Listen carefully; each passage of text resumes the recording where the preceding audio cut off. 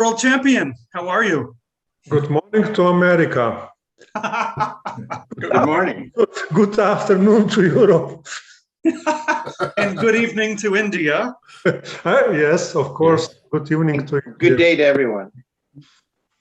And Dinan, we see you signed in, but I don't know if you can hear us and your video is not on, assuming you want to show your kind face to everybody.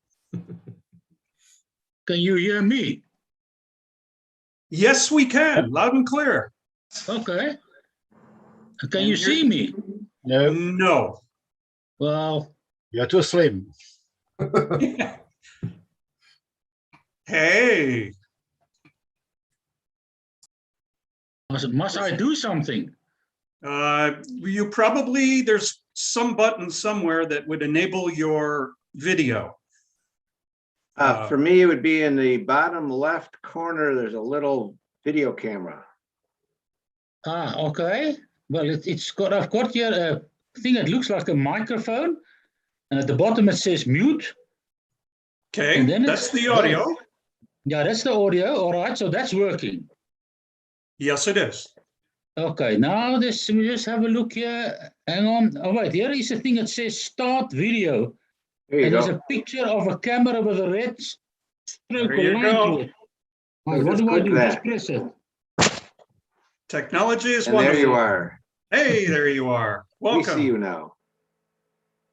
Okay, can you see me now? Looks we do. great. Yeah, Hope it isn't too hard on your eyes. No, it's just Being an fine. That's ugly guy great. like me this time of the day.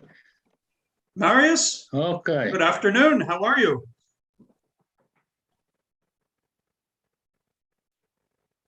You're muted. Microphone. There you go. Awesome. Loud and clear. Mario. Hi everybody. Hi Michael. Hello. Ah, there's Marius. How are you?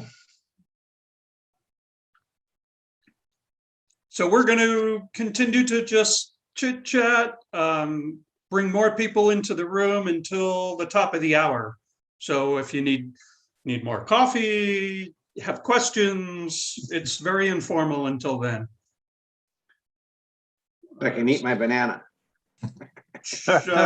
No comment.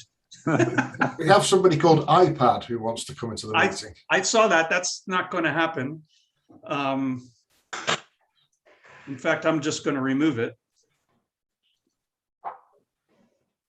And perhaps they'll send an email, whoever it is.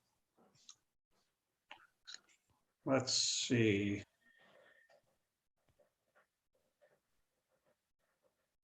I'm going to assume this is Paul Scott coming on. Good. This is interesting. I can What's that? change from seeing one guy to seeing everybody. The power Yeah. of the technology is great. Good Absolutely. afternoon, Paul. Hello, Paul. You're still muted, but we can see you talking. Do you know how, Paul, do you know how to unmute yourself? Hang on, I'll send you a. No, you're still muted, Paul. There you go. Yeah. Hello? I hear you perfectly. Awesome. Welcome. I see you. I see 1, 2, 3, 4. Welcome, Paul. Okay. But We're now, pretty much covering the world already.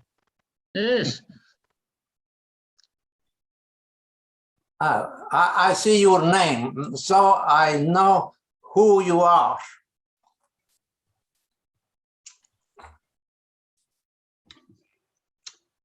I'm going to keep, Austin, I'm going to keep sending this iPad away. Yeah, he'll email whoever it is. Yeah.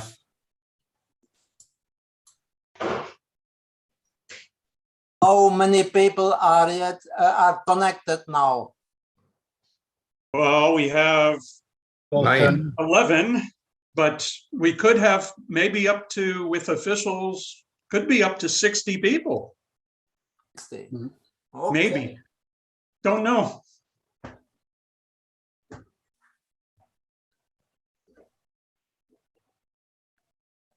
Oh, let's see.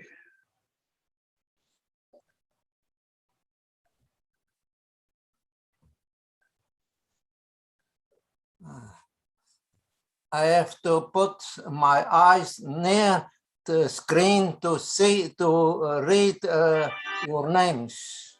So don't be surprised. Ah, ben voilà, je vois Roche là. Bonjour. Bonjour. I know most names, but I didn't see you before. Yes, Paul, probably we haven't met. So maybe I'm one of the people you don't recognize. Maybe we will see next year in Scotland. No, I don't travel abroad since many years. Therefore, I am too old, and my wife doesn't appreciate. She doesn't speak one word English, and therefore it's not interesting for her. She is not interested by chess. But I have the same wife since 57 Wow. years. Well, that's wonderful. That is wonderful. Oh, here we got some more people. Okay. We have 3 more people coming in. Indonesia, Scotland, and Germany. This is great.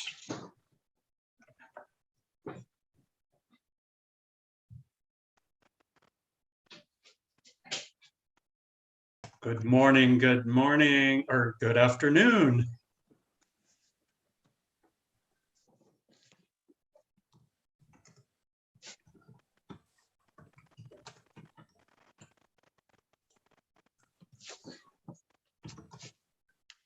Hello, Michael. Good morning. Oh, what is it? What time is it in Indonesia? 6 7:30. p.m. 6:39 p.m. 6:59 p.m. Friday or Sunday? It's still Saturday. So, okay, great. Okay, and how time in your location? In New York? New York, oh, I'm in Florida, but it's the same. 7 o'clock in the morning. 7 o'clock. 7 o'clock. Most people in Europe, it's early afternoon. Yeah, also, so we've got the world covered. Yeah. Gordon, good morning, good afternoon. Good afternoon to you, sir. How are you? I'm top of the world. Oh. Does that mean You know, the rest of us are less than the top? When I was living and working in Australia, every Aussie considered Australia the top of the world. They would. They flip the map over. Wow. Just good to try and get some discussion going. Absolutely. Oh, comes another one in acrylic.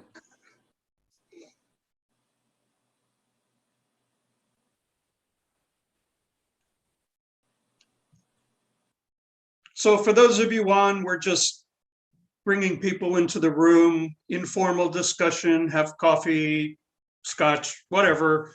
And then we'll try to start right about at the top of the hour.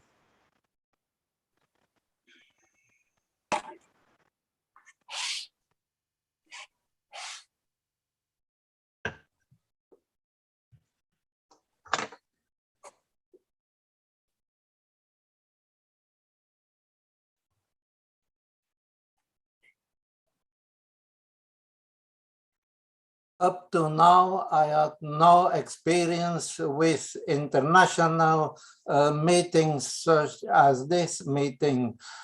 I had only on national level because I am retired since many years. and I have had previously many meetings with bankers and international bankers, but that was still alive, not by computer, because it doesn't exist at that moment. It's a whole new world. Yes, it's a new world, and you are probably aware that for new people to this system, there are always problems, small problems, but I have instructions from the US in English, but I have two computers, one French-speaking computer and one English-speaking computer.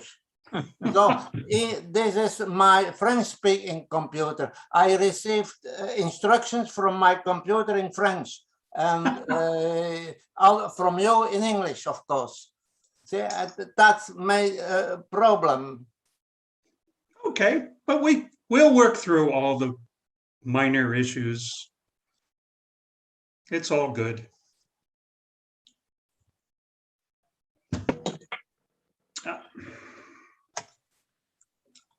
Joshua, we have been, yes, we have been seeing the news about COVID in Indonesia in the last few weeks, that it has been quite serious. How is it now? Right now, the COVID condition in Indonesia is reduced. The peak is reached 50 to 60,000 people a day, but right now it's under 20,000 people. I hope the next week or this next month it will reduce to normal level, but 5,000 to 10,000 daily infection per day. Yes, we have a lot of people in here, so there's the vaccination rate is still low, below only 50%, but I do twice to those vaccine already, and we try to achieve 70 to 80% in this year. Yeah, I hope we will be better. I think the USA is it's a hotspot right now. Yeah.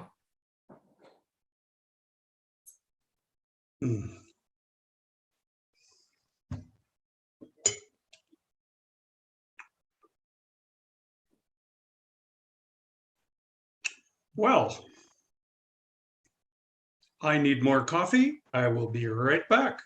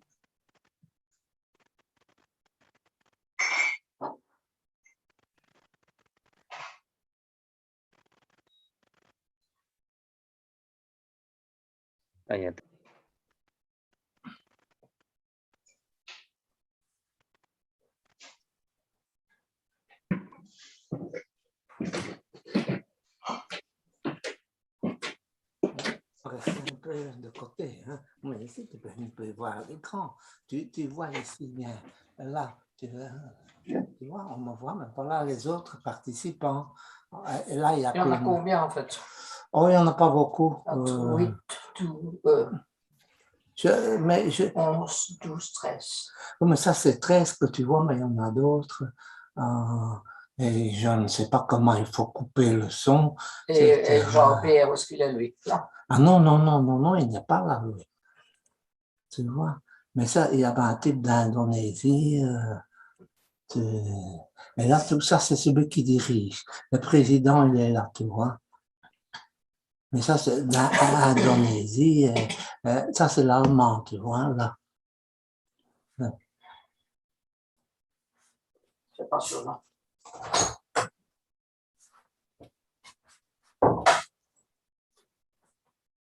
Got 3 more coming in.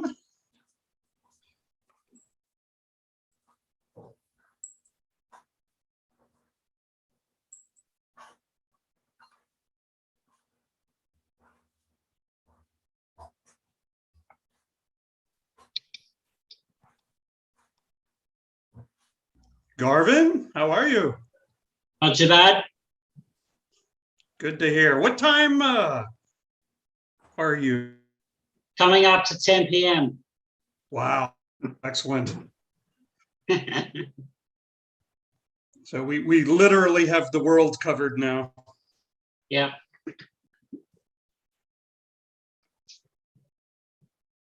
Morning, Michael. Morning, Good everyone. Morning, Morning. or good afternoon, good evening. Good afternoon, yes.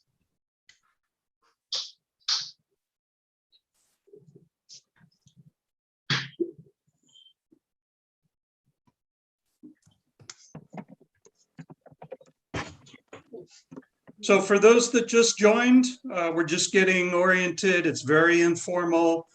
We'll try to start close to the very top of the hour. In the meantime, chat, talk, get familiar with the system, relax, plenty of coffee. Yeah.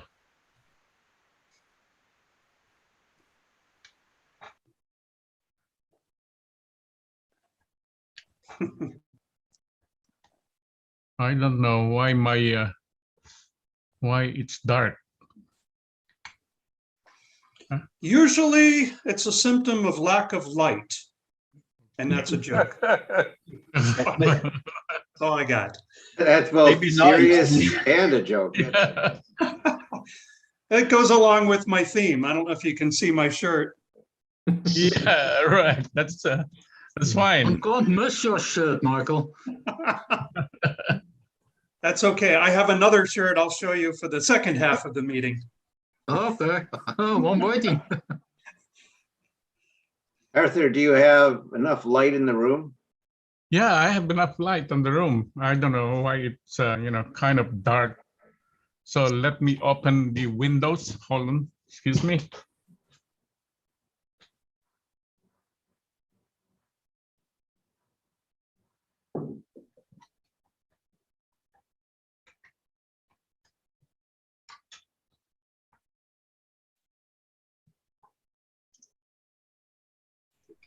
Michael, I thought we were only allowing delegates and officials. We seem to have a 2-for-1 over in the Russian contingent here.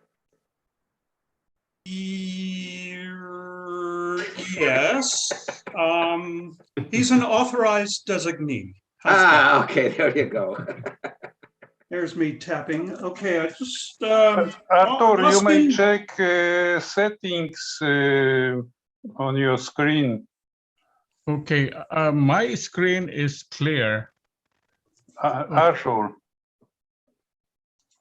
Yeah, my screen is clear, and I have lights, and I used this Zoom last night, and it was very clear. It was, so I'm not sure what happened. I don't know. I don't know. It seemed. So leave meeting and log in again. Yeah, that's what I'm thinking. The same thing as Marias is leave the meeting and just come back in.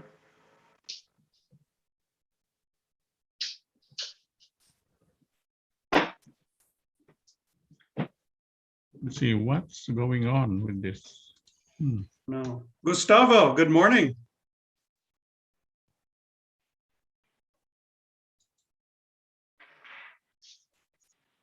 Hello? Hello. It's not Gustavo? morning, it's afternoon. Not hit in Mexico? If I'm in Mexico, no, where are you? In Alaska? No, I'm in Florida. But is Gustavo in Mexico, I thought? I'm in South Africa. It's I know nearly where 2 you are. o'clock in the afternoon and the sun is shining bright. Eat your hearts out. Yeah, Gustavo's Mexico, I believe. Yeah.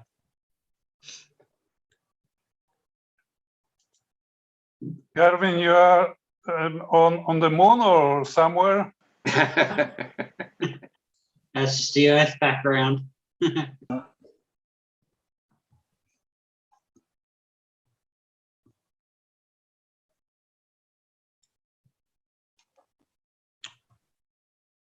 Well, Let me log out and log in again to see if this clears up. Okay. okay. Okay. Two more. Our auditor and our marketing director.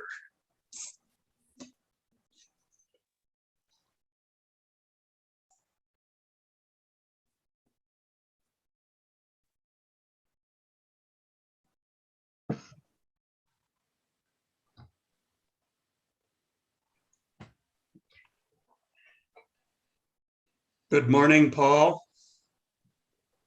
Good morning. Good to see you. Or I'm sorry, good afternoon.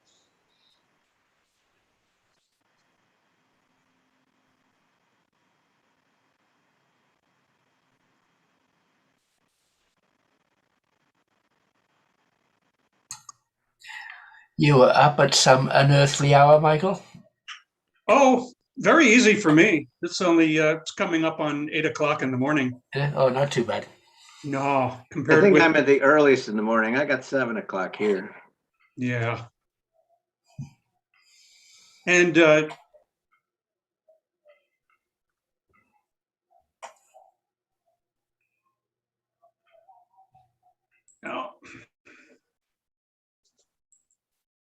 got the delegate from New Zealand.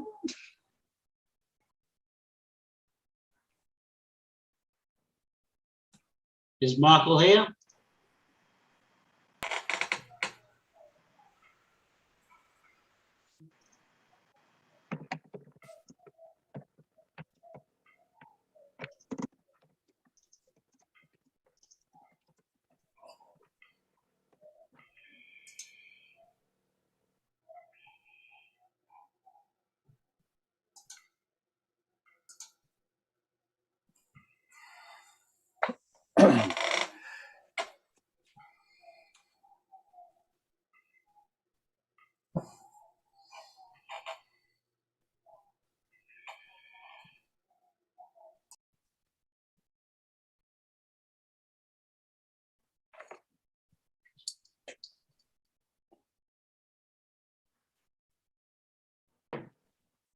There he is.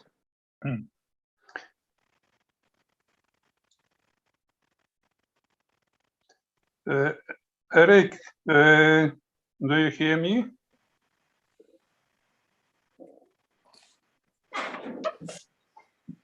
Do you remember your paper about ICCF and the future of correspondence chess? Mike, unmute. Eric, unmute. Unmute yourself. Can you hear me? There we go. Okay. Yeah. No. Yeah. Yeah, I remember that paper. Yeah. Yeah. So we are 2 years earlier. No, so.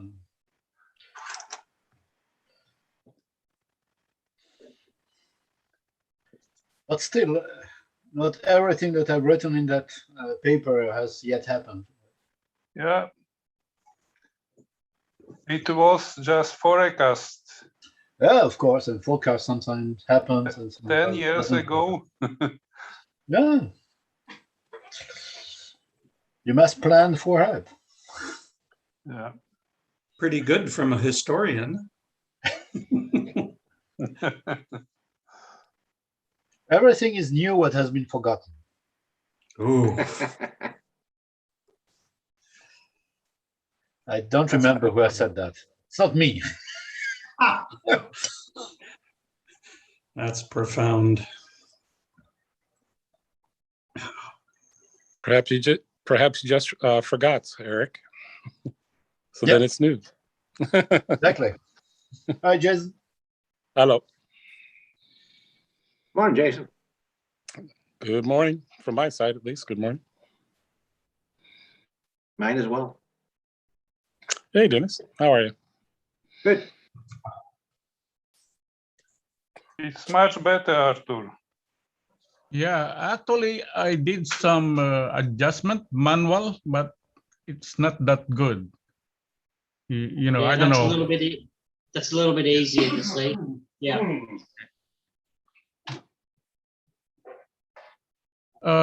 Can I ask a question?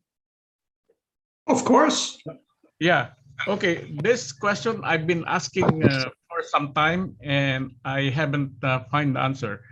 When did the engine was start? When did the engine started to use in ICCF? It has never been prohibited. Oh, I see. Okay. So A little bit. If the question yeah. is have it started being used by a lot of people, Right. that would be difficult to really say. But I think some people are probably using it since 1990s, early maybe.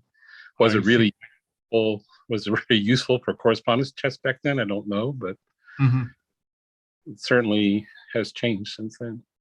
I see. Okay. Okay. Thank you.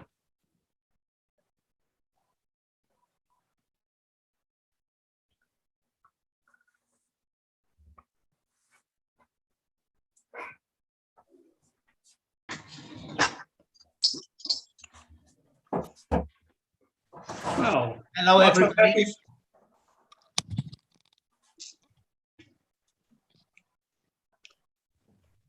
Just while we're sitting here waiting for the last few to join, I'm the most Eastern time zone person. Just out of curiosity, who's the most Western time zone person? Like I'm 10 p.m. where I am.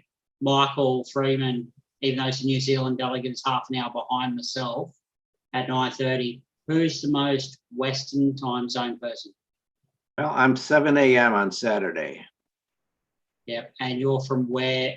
Obviously USA, but from where? Central in USA? US. Central Time Zone US. Basically, think of Chicago. Yeah. I'm 8 o'clock here in the Eastern. 8 o'clock in the morning or in the evening? In the morning. 8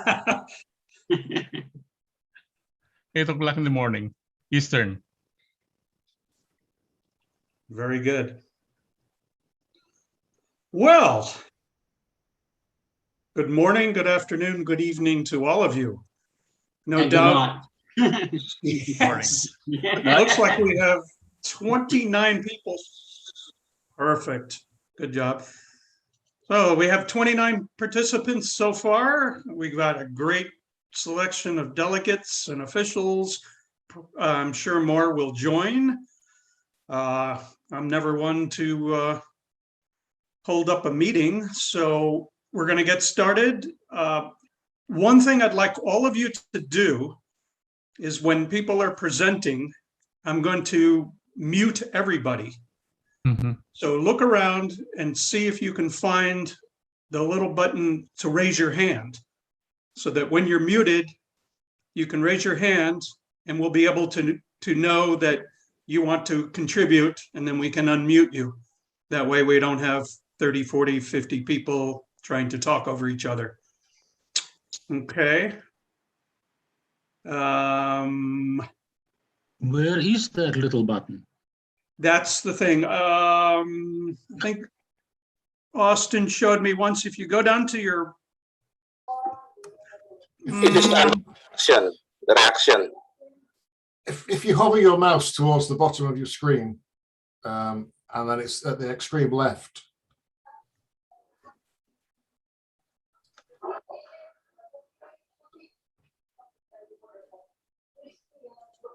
Yeah, in reaction. No, not in reactions. It's the mute button is right at the extreme left of that toolbar at the bottom of the screen. I'm not even sure where mine is. Yeah, where is that? Raise your hand. Oh, Raise your hand is under reactions, yes. raise hand is on. So under reactions, if you click on that, there's a raise hand. Oh, okay. Okay. All right. So without further ado, Eric, if you're ready. Reactions, okay. Raise hand. Yeah. Okay. Got it. Okay.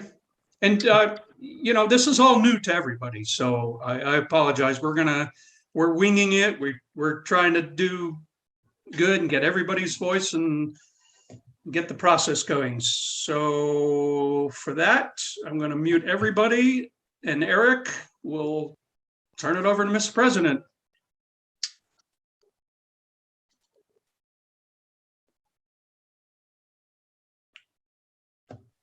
Don't forget to unmute Eric, please. He has to do it, but I've sent him. Can you hear me? There we go. Okay. It's okay. Can you hear me now? Loud and clear. Okay. So I will start with, as usual, for a Congress, there is a speech of the president. So I will take 10 to 15 minutes of your time with a brief introduction. So first of all, welcome everybody to this first ICCF virtual Congress. We are innovating this year. It was not through our will, but we had to cancel the Congress that was planned to be held this week in Scotland. And first of all, I would like to thank our Scots people who were willing to organize this year the Congress and who are still willing to organize the Congress next year. And it's a pity that last year and this year we couldn't meet in person, but the COVID-19 had decided otherwise. So this year there will be no face-to-face Congress, and we will just have these few hours chat and discussions. All of you as delegate will be able to vote on the various proposals that have been put forward this year. And I sincerely hope that next year, about the same time period, we'll be able to meet in person. So as ICCF is concerned, I've 2 or 3 negative points that I would like to report this year, and I also 2 or 3 positive points I want to report. They are the most significant things I've noted for this year. The first of all is, as you have seen, there has been no financial report this year. And the reason for that is that our finance director, Ferdinand Burmeister, who has been elected less than a year ago, after Jan Bosselman has decided to resign, has become silent over the last 2 or 3 months. Before that, he was quite busy with other activities outside of ICCF and unable to do his work. Unfortunately, he decided not to resign. And after 2 or 3 months of silence, the executive board, according to the statutes, has decided to dismiss him. This was end of July. Now we can officially announce that Ferdinand has been dismissed as a finance director since the time period and window for appeal has lapsed. And there will be a call for a new election right after the Congress. It's very important that all of you as delegate tried to identify a volunteer candidate for this position. It's very important, and it creates a lot of complication. We'll come back to that later on. Without any finance director, life of ICCF is much more difficult. And of course, we need some volunteer on the long term, I would say, because we have had several finance directors over the last 2 or 3 years. That's not the ideal situation for ICCF. The second point I want to highlight is also linked to finance. It is a proposal that the executive board has put forward is concerning the dismissal of Venezuela as a member of Federation of ICCF. The situation of Venezuela is, from a financial point of view, they are in a significant debt towards ICCF. It was 2,000 euro in 2019, and this has raised last year up to almost 10,000 euro. End of last year, we have asked the national delegate, Cesar Maldonado, to start paying this debt. And after some small payment of a few hundred euro, it just became silent in October, November last year. The executive board has then decided to not allow any more tournament to be organized by Venezuela, and try to find a way to get back the money they have to pay to ICCF. Unfortunately, this has not been successful. So the debt they have towards ICCF, about this 10,000 euro, I think would be very difficult to recover. I think it will almost be impossible to recover them. But it's quite important to know the situation when you will be asked to vote for that dismissal. This is also linked to one of the proposals the executive board has proposed to your vote concerning the way the opens will be organized in the future. The opens, what we propose is to have only direct entries for these large opens, in order that if a federation organizes quite a number of open, ICCF will have the money before these opens are organized and launched, so that we can be sure that ICCF will not lose money if the federation just disappears.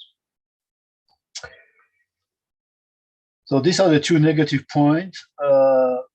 From a positive point of view, still concerning finance, I can say that the finance are safe. Although we are not able to provide you with any accounts and profit and loss statements, for those who have been attending the Congress 2 years ago, I've showed at that time some cash curve and shown you the cash we had in ICCF. And what I can say is that during the last 2 years, 2020 and this year, 2021, due to the fact that there were no Congress, we have made significant savings. And also the income have increased due to the very high activity in our tournaments. There have been much more entries in the tournaments, and combining these two factors, more income and less expenditure, our cash position has significantly increased. We were at 2019 about end of 2019 about 220,000 euro cash at the end of the year. This has raised to 265,000 euro end of last year. My forecast for end of this year is that we will surely be above 300,000 euro in our cash position. So this means that we have no financial issue. And this is also one of the reasons why the executive board has proposed to significantly lower the entry fees. And the proposal we have put forward is about, we'll make a reduction of about 20% in average in all tournaments as entry fees. I think that's only the first step. My impression is that we can go further in the years coming and continue to decrease the entry fees because the numbers of entries are still growing every year. So that's the second positive point I want to highlight. The tournament activity has been very, very significant in 2020 and this year. Maybe the COVID-19 has reduced the opportunity for players to meet and to play over the board. So there was maybe more activities in correspondent chess, and ICCF has benefited from that trend. So last year, if I just give you the figure from the direct entries, the direct entries were about 11 entries a day, which was a record. We have never been above 10 entries a day.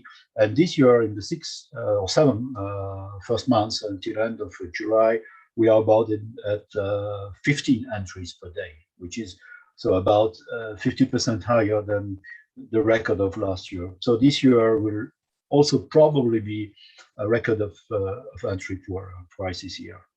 So both on the activity, the tournament activity, the offer of the tournament, and on our cash position, we are safe.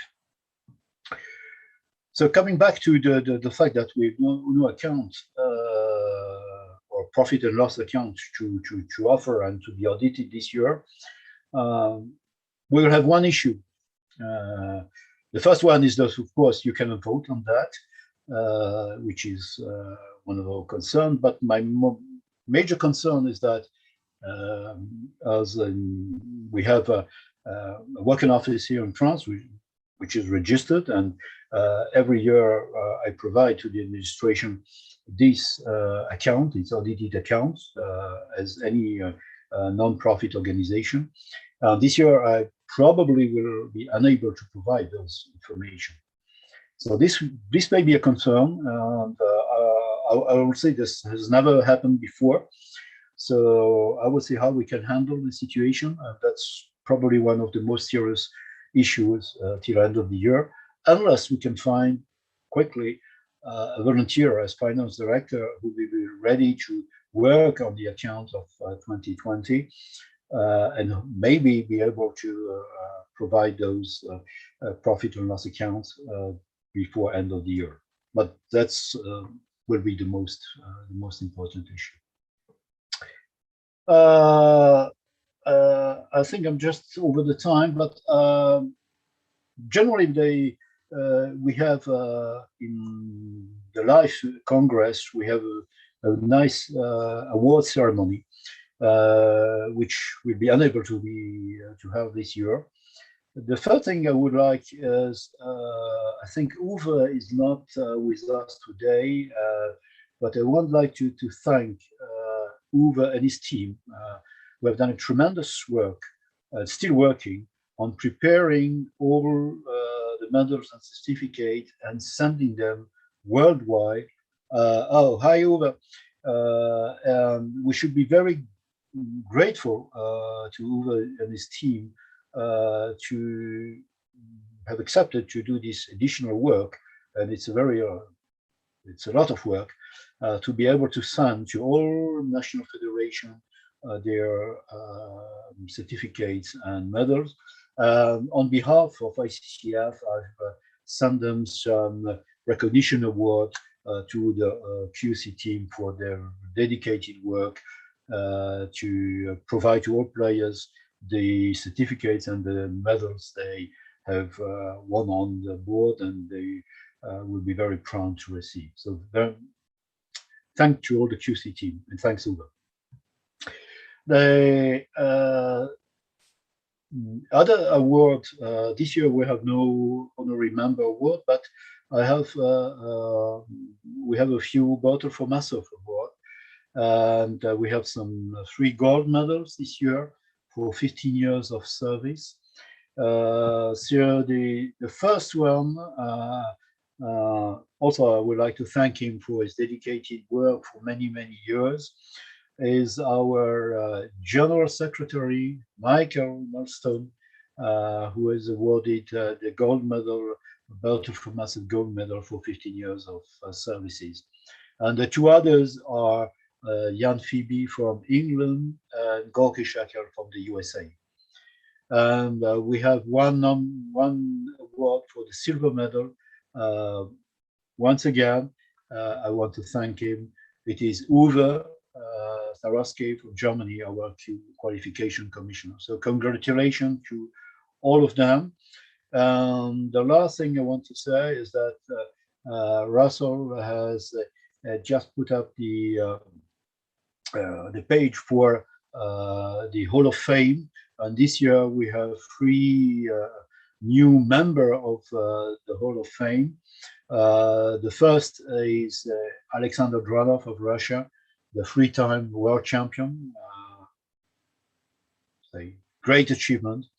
And we have Horst Rittner, our world champion, who passed away a few weeks ago. And the third one is our former ratings commissioner, Gerhard Binder, also a great man who has done a lot of work for ICCF. So congratulations to all of them to enter the Hall of Fame. So that's basically what I had to say. So the meeting will now continue. We have discussed how we will organize this meeting with Austin and Michael. What we have decided is we have selected about 20 proposals amongst the 40 that are for your consideration to vote. 20 which seem to us the most important one. I don't say the other are not important, but we had to make a choice to keep within the limited time frame we had. We do not have 3 days as we have usually in a Congress. So we have selected about 20 proposals. They will be presented in a few minutes, and then we'll have 10-15 minutes for questions if you have comments and discussion. You know that there will be no votes today. The votes have been open a week ago. They will still last one more week for you to vote. So it is just a discussion around and about the proposal. So that's all. I think so I can give the chair back to Michael or to Austin. Okay, that's great, Eric. Thank you. Before we get into the meat of our agenda, I think it's also important, we're still a chess organization, and I could be wrong, but I want to recognize, I see at least 2 ICCF world champions joining us today. So welcome, and I think that's awesome.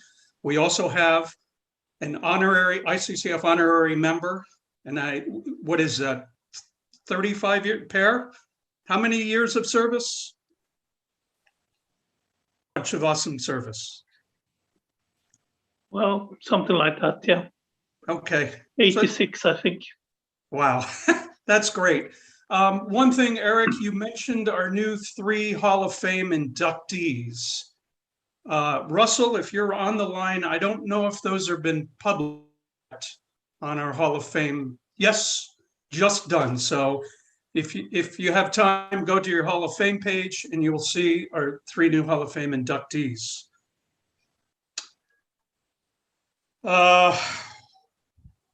You got it, Russell. So it's already up there. That's great. So before we get, are there any comments, questions? Raise your hand. Anybody before we get?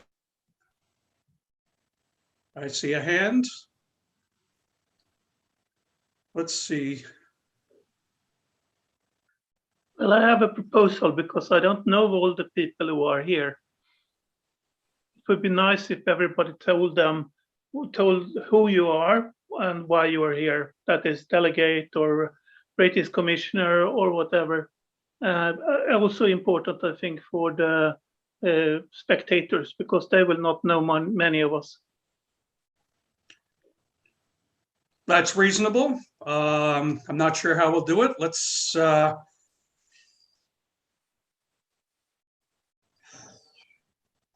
Well, I any can idea? start. Dennis. I'm Per Söderberg. I'm from Sweden, and I am the delegate for Sweden. And as Michael just told us, I am also honorary member.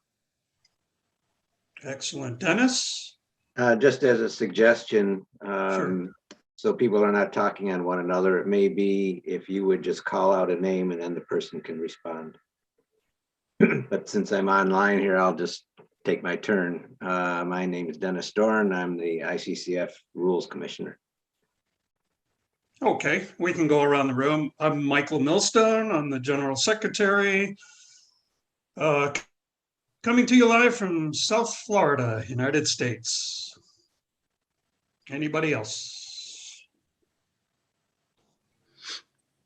This is Jason Bokar. I'm the delegate from United States, and I'm coming from South Carolina, USA. Just north of Michael, not too far. Okay, Ambar? So my name is Ambar Chatterjee, and I am representing India today because my colleague Alok Saxena is unable to attend today. So the two of us are usually quite active in organizational work for India. And so here I am today. Thank you. Welcome. Garvin? I'm Gordon Anderson, the delegate for Scotland, and the prime mover for Glasgow hosting next year and for the last 2 years. So third time lucky, I hope. Hope so.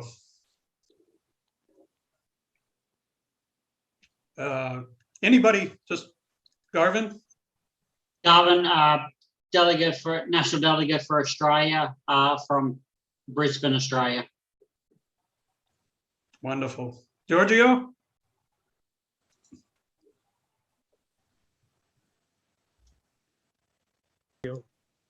Hello, nice to meet you all. It's nice to see Michael, Dennis, our president, and everybody. So I am the national delegate of Italy, and I live about 60 kilometers north from Rome. So now it's about 2:30 in the afternoon, and enjoy our Congress. Thank you. Welcome. Let's do 2 world champions in a row.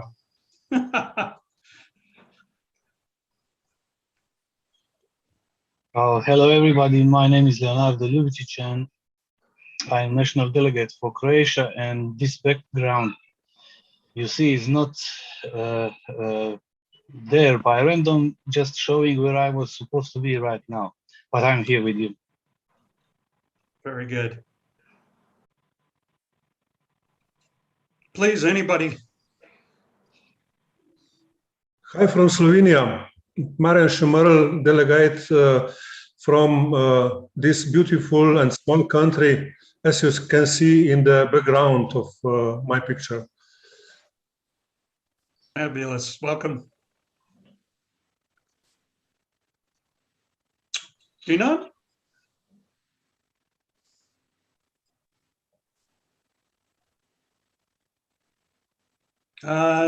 Dinan, you're muted. Like this? There you go. Okay.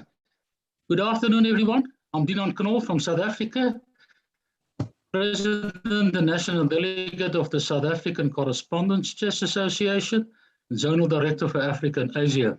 It's about 2:30 in the afternoon. I live here in Pretoria, so that's about the same as Central Europe. Thank you very much and enjoy the Congress. Very good. Manfred?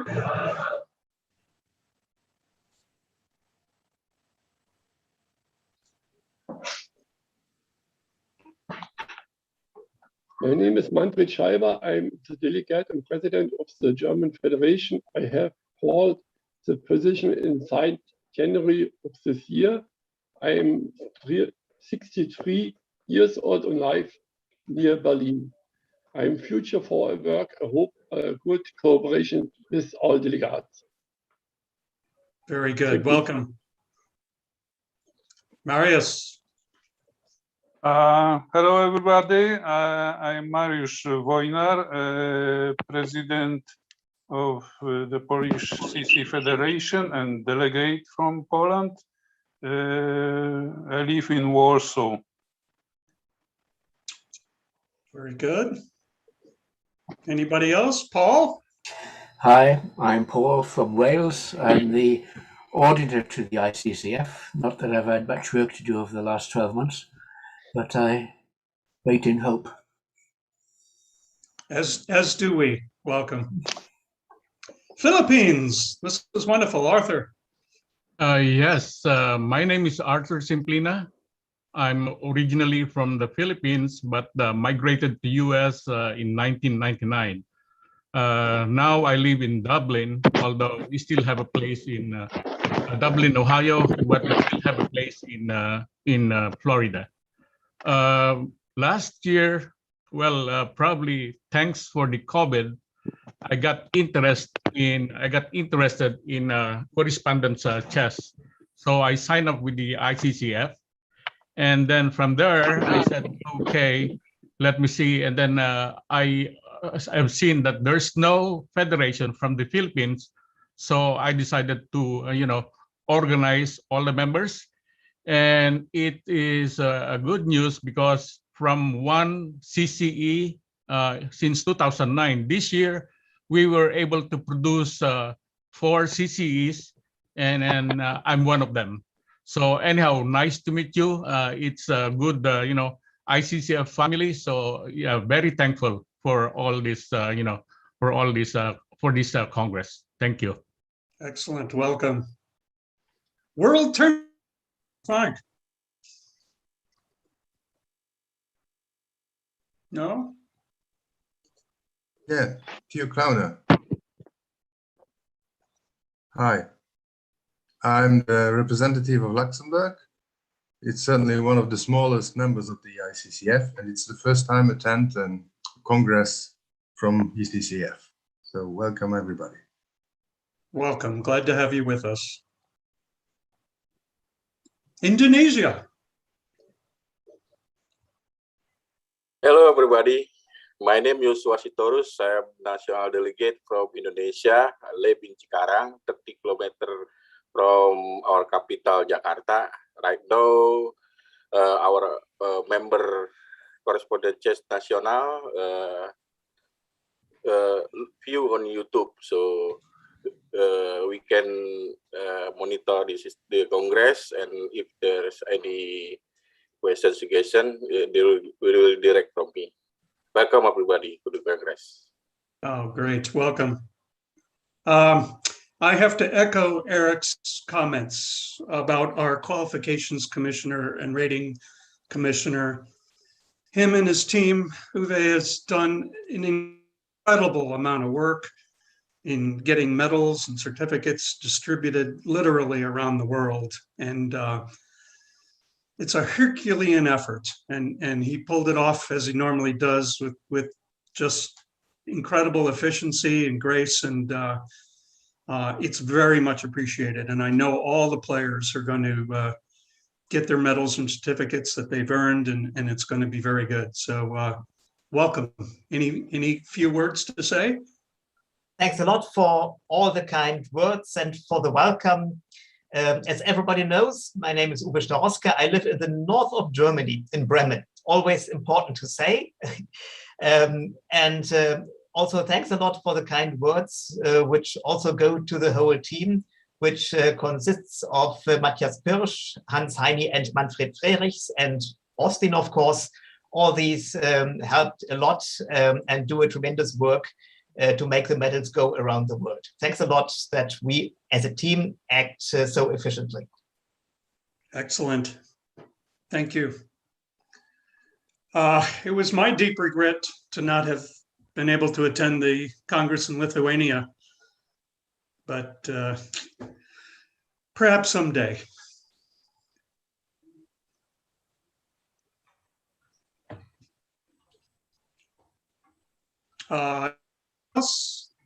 Lithuania, Virginius. Yeah, hello everybody. I'm Virginijus Grabliauskas from Vilnius, Lithuania. Some of you know me from the Congress in Vilnius a few years ago. I wish a good Congress for everybody. And my first Congress was in Florida, Daytona Beach in 2000, I think. Wish good luck, everybody. Oh, thank you. Welcome. New Zealand, Michael. Good evening to everybody. I'm the delegate for about the last 15, 16 years for New Zealand. I've been New Zealand's delegate to FIDE for 26 years as well, so involved a bit in chess politics.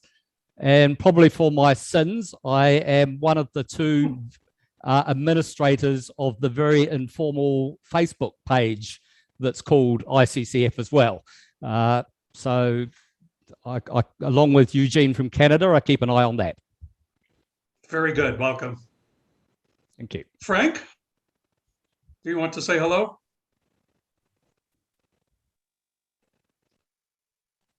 Hello? You're still muted.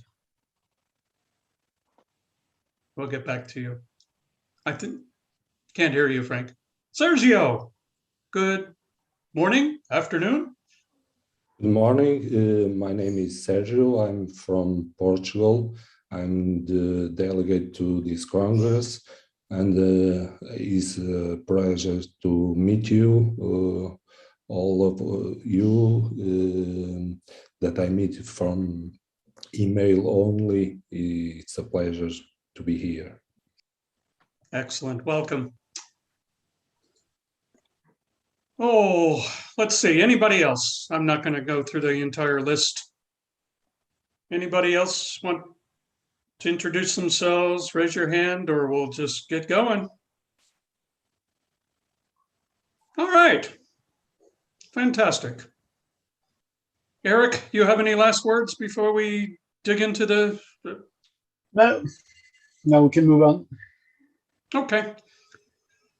So very recently, I just uploaded a very brief General Secretary report to the web server. I'm going to share it with you, and we'll just briefly go through the contents, assuming I can figure out how to do that.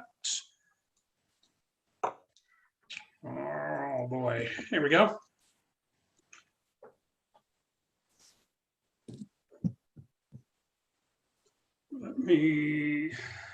Too many screens. Okay, let me know if anybody can see my screen. I can see it. Okay, All great. Good. All good. Okay. Again, I echo Eric's comments and appreciate Gordon and company in Scotland have diligently Congress for the last 2 years, and we haven't made that happen yet, but third time I'm hoping is a charm. It's just a fabulous, fabulous location and many, many things to do. So stay tuned. As Eric mentioned, we have pretty much 5 quick membership activities to just to brief you on. We have 2 new member federation applications. They're both proposals that you have or will vote on. One is for the Philippines and another is for Aruba. I won't go into anything more than that. Both the executive board has recommended approval, but that'll be up to Congress to decide. As Eric has briefed, Venezuela has been a little bit of a sticky wicket. I guess that's a cricket term, perhaps. And there is another proposal to have them dismissed. But again, that is your call to make. We also entertained, the executive board, 2 more new member applications for Colombia and Curacao and/or the Netherlands Antilles, however you want to refer to them. We've been working with them for several months. They have submitted some application material, but not enough yet to make a proposal to Congress to accept them.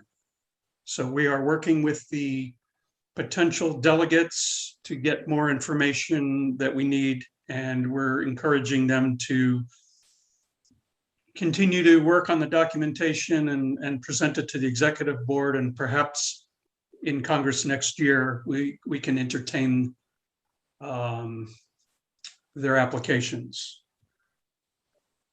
That's pretty much it for member federation stuff. Let me stop for a second, entertain any questions before we continue.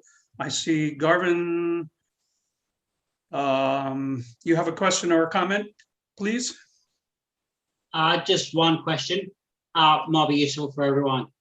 Will this be how all reports are presented, shown up on the screen here to everyone? Great question, and the answer is no. And here's why. I'm going to show you. Well, maybe I'm not going to show you. If you go into our web server, at the very top left, there's a link about ICCF. And then if you go all the way to the bottom, we've created a repository of all Congress documentation, at least those that have been submitted.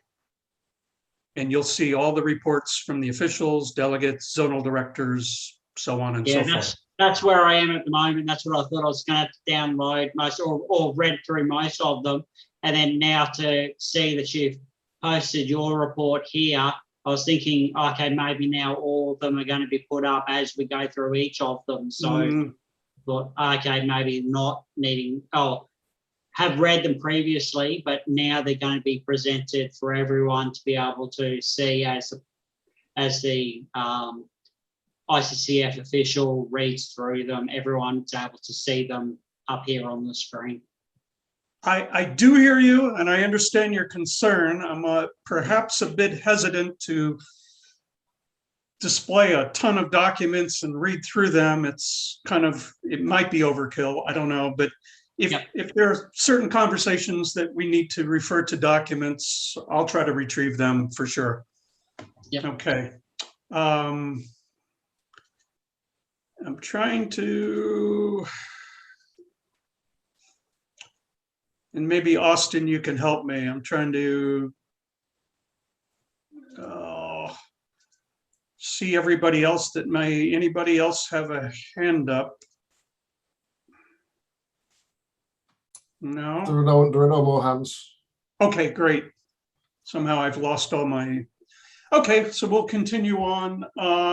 And there's no need to belabor this point much unless there's discussion.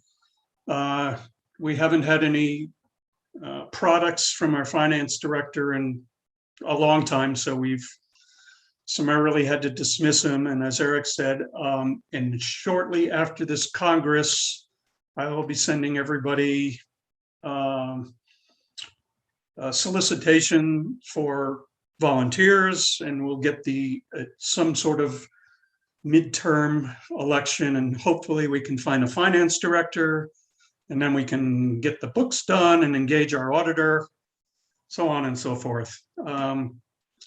It's an unfortunate thing, but you know, Ferdinand is a very, very nice gentleman, and he was really volunteering a lot in crisis modes and all sorts of other things. So it is what it is. And then lastly, as Garvin rightfully mentioned, here's the link to all the documents and reports that have been received. And there may be some more coming. It is. And then, of course, all the proposals. Many of you have probably viewed them and voted on them. As a reminder, the voting will continue until one more week. at the end of August 28th. And then hopefully, everything, fingers crossed, we can get those results up to everybody shortly thereafter. And I mean, I'm hoping 12 to 24 hours maximum. That's my goal. And we'll go from there. So it's a very brief report. Let me go back to, there we go, the main screen. And see, anybody have any comments, questions before we go on? No hands. Eric, thoughts?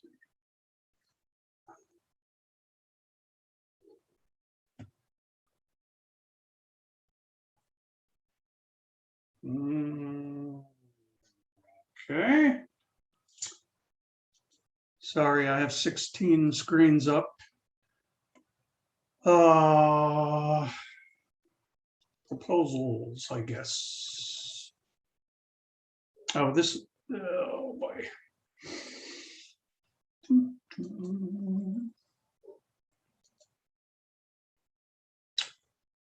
Okay, share screen. This is a screen with all the proposals. I'm not sure if Austin, I'm going to need your guidance. Should I be sharing my proposal screen? Just got some more information. So this is the email that Eric sent the other day, was it? Shall I share it? I'll copy it. I'll copy it into a Word document. I'd appreciate that. Thank you. I don't really want to share my email. No, I've turned off my email. I should. Okay, let me share this.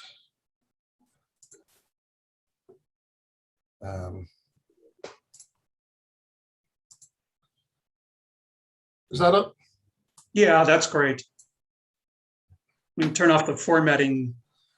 Sorry. Button perfect. Okay, so this is for everybody. This is kind of a rough agenda. These are the kind of the top, as Eric said, maybe the top 20 issues. That doesn't mean we can't entertain discussions on any and every proposal, but we kind of want to focus in this kind of area. And so we'll get started.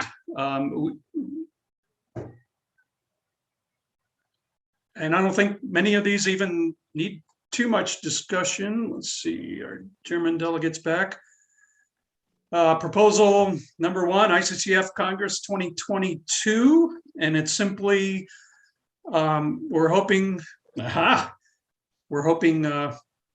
going to let Gordon talk to this, please. Yeah. I meant to say when I introduced myself that I don't live in Glasgow, although I was born there. I live in Nottingham in the East Midlands of England, so there's quite a bit of commuting back and forward.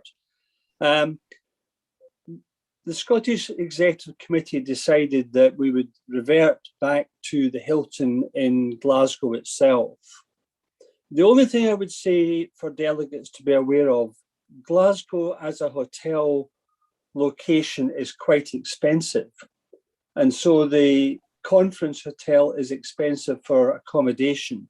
However, there are a number of budget hotels in close proximity so that delegates have an alternative option of where to stay. But the Congress would have the full program that we normally have. And my wife and I are going up to Glasgow middle of next month to try and bottom out all the loose ends that are still there. So I hope we can welcome you all to Glasgow next year. Yes, indeed. I need to get out of the house. Okay, so that's up for review. We haven't had any proposals for a federation to host, so I think literally one vote yay would solidify that. And again, I want to just extend my compliments to you, Gordon, and the entire committee, that you've done so much great work, and I hope it'll show next year. I hope so, Michael. I hope so. Okay, proposal number 3, approve the 2020 minutes. Much as before, it's just a vote.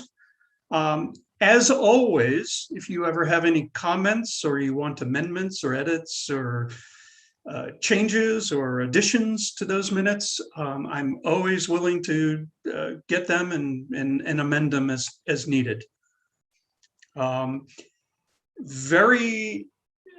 So I'll leave it at that unless there's comments on that. We're just going to move right along.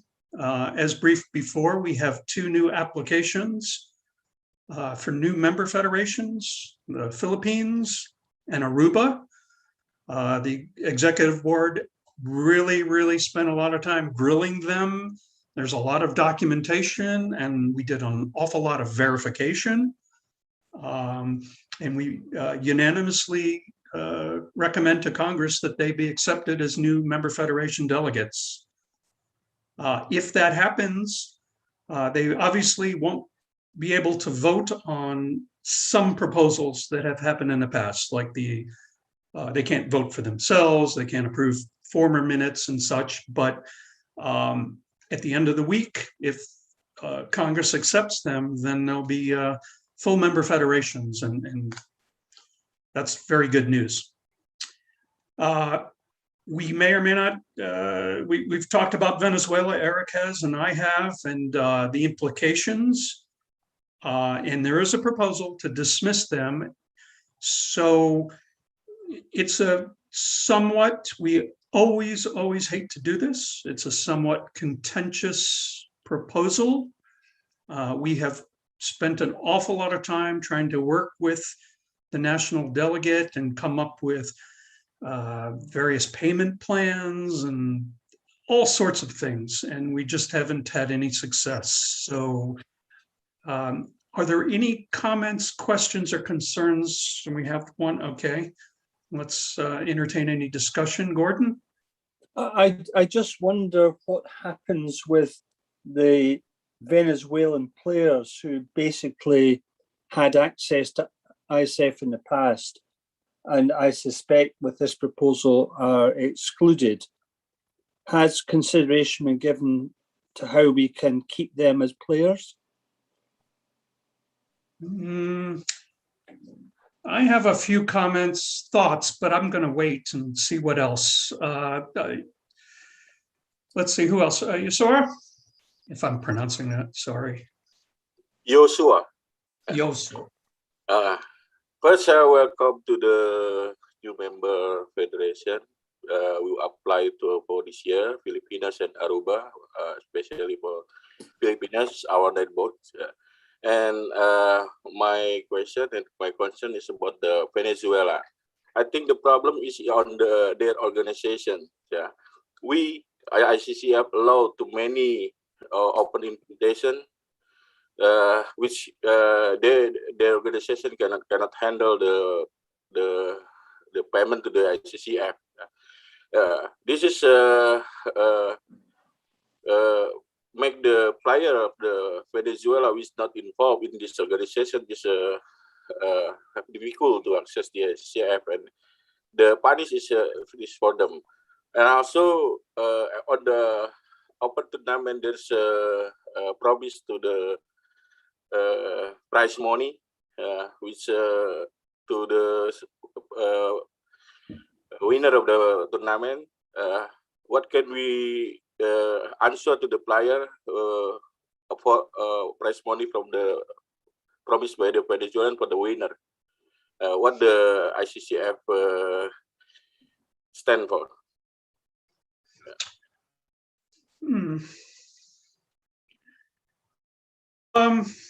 Eric, I want to defer to you. I know because Eric's been basically handling the finance side of the things in addition to all his president duties for a while. And we've kind of come to the conclusion of how ICCF is going to react to this. To answer your specific question, and then I'm going to open it back up, assuming Venezuela gets dismissed, all players that have been playing under the Venezuelan flag will revert to an isolated status. So they still have access to many, many ICCF tournaments. They just won't have the national member federation organization. I can tell you, without specific statistics, many of the former Venezuelan players have applied to other member federations already. But given that, we still have the ICCF restriction that we don't interfere in national or member federation internal matters. So although the implications of what Venezuela has done is going to cost ICCF a lot of money, because we feel compelled to cover those prizes for those players. I don't know what else to say on there. Does anybody else? Oh, and one other thing.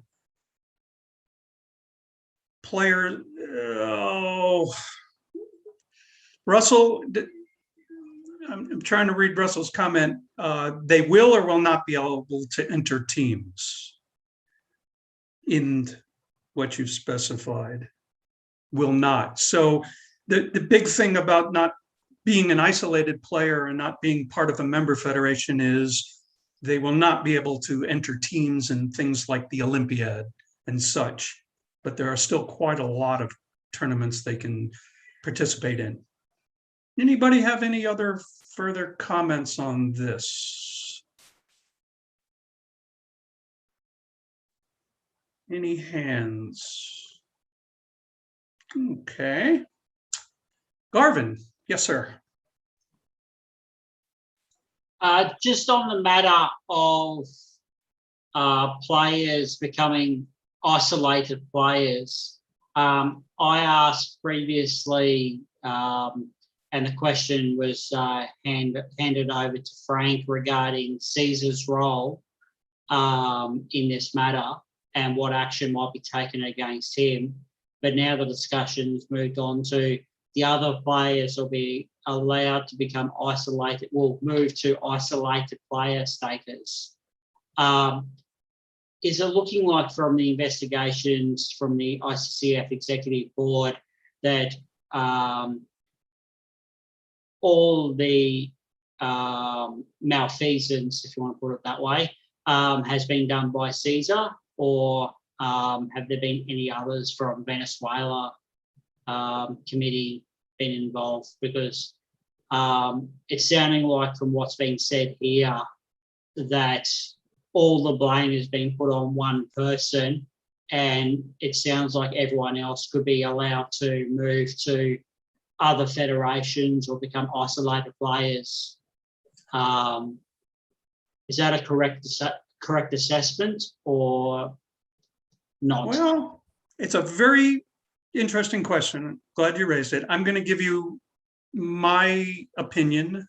And again, we have that statute which prohibits our organization from interfering in internal matters. So Caesar was the point of contact and representative of that federation, much as you are with Australia. And yep. You know, you're the face, you're the responsible member, and whatever influence you might have in your internal organization is not we've been able to, perhaps we shouldn't get into. He did what he did. But I welcome other comments. That's kind of my personal opinion and interpretation of the statutes. And remember that the players and the federation, they're separate entities. When the federation is dismissed, the players revert to an isolated status. And as I mentioned before, some of those players have already applied to other federations who might or might not accept them, depending on, you have a criteria for a player to join the Australian Federation. And that's whatever your criteria is. I don't know whether they have to live there or have relatives or pay a fee. It's immaterial to us. So I'll leave it at that. And thanks, Russell.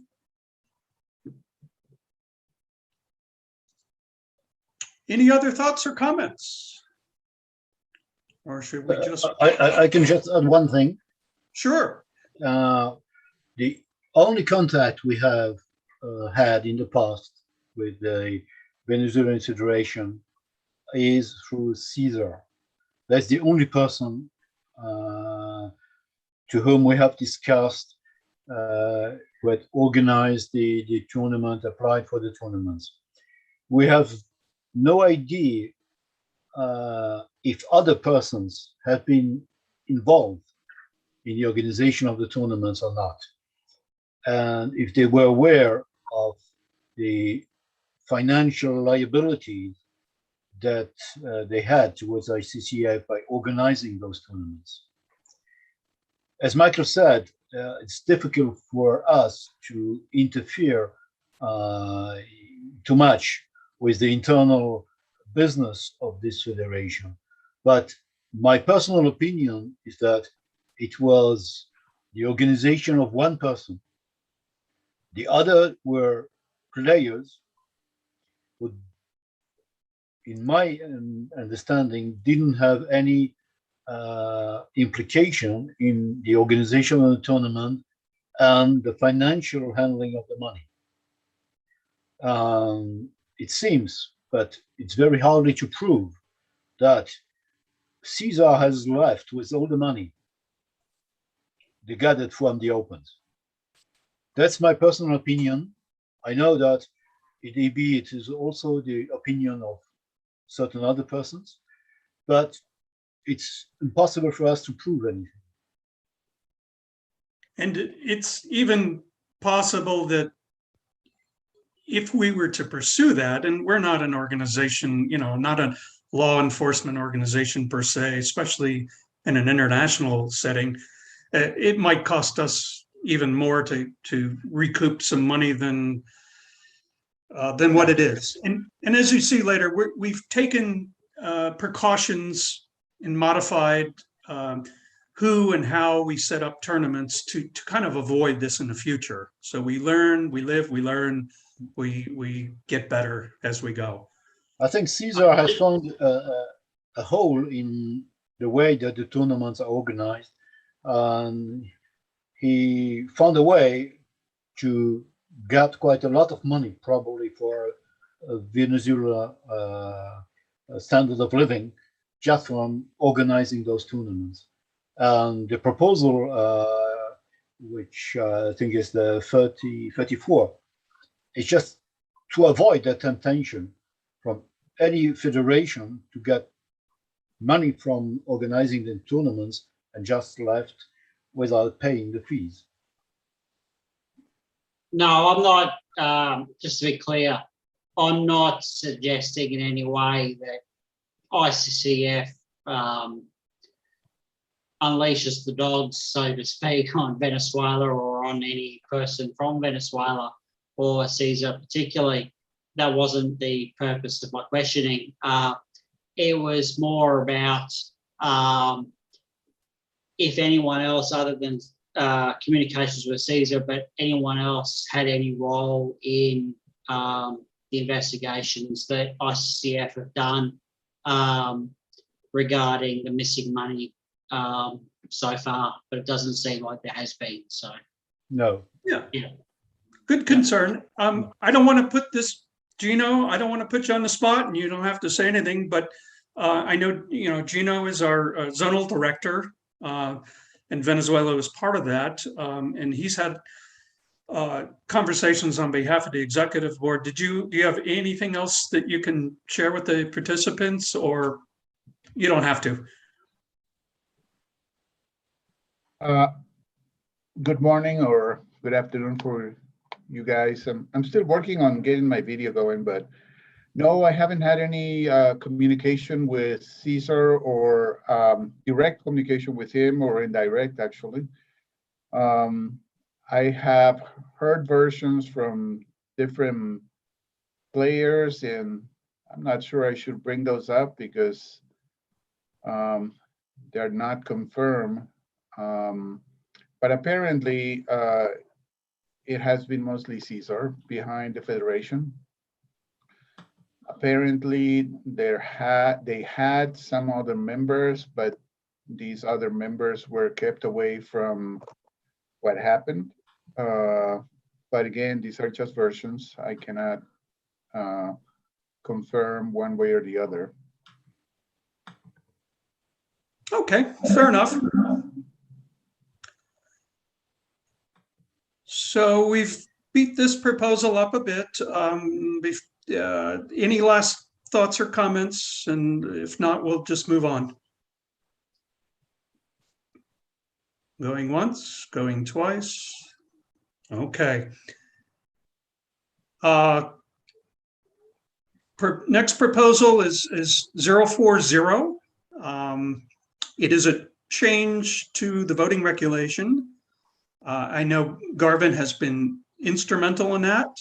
My only personal comment is, if this is approved, I will work diligently with Garvin to get that voting regulation and election of official document revised and submitted as soon as possible.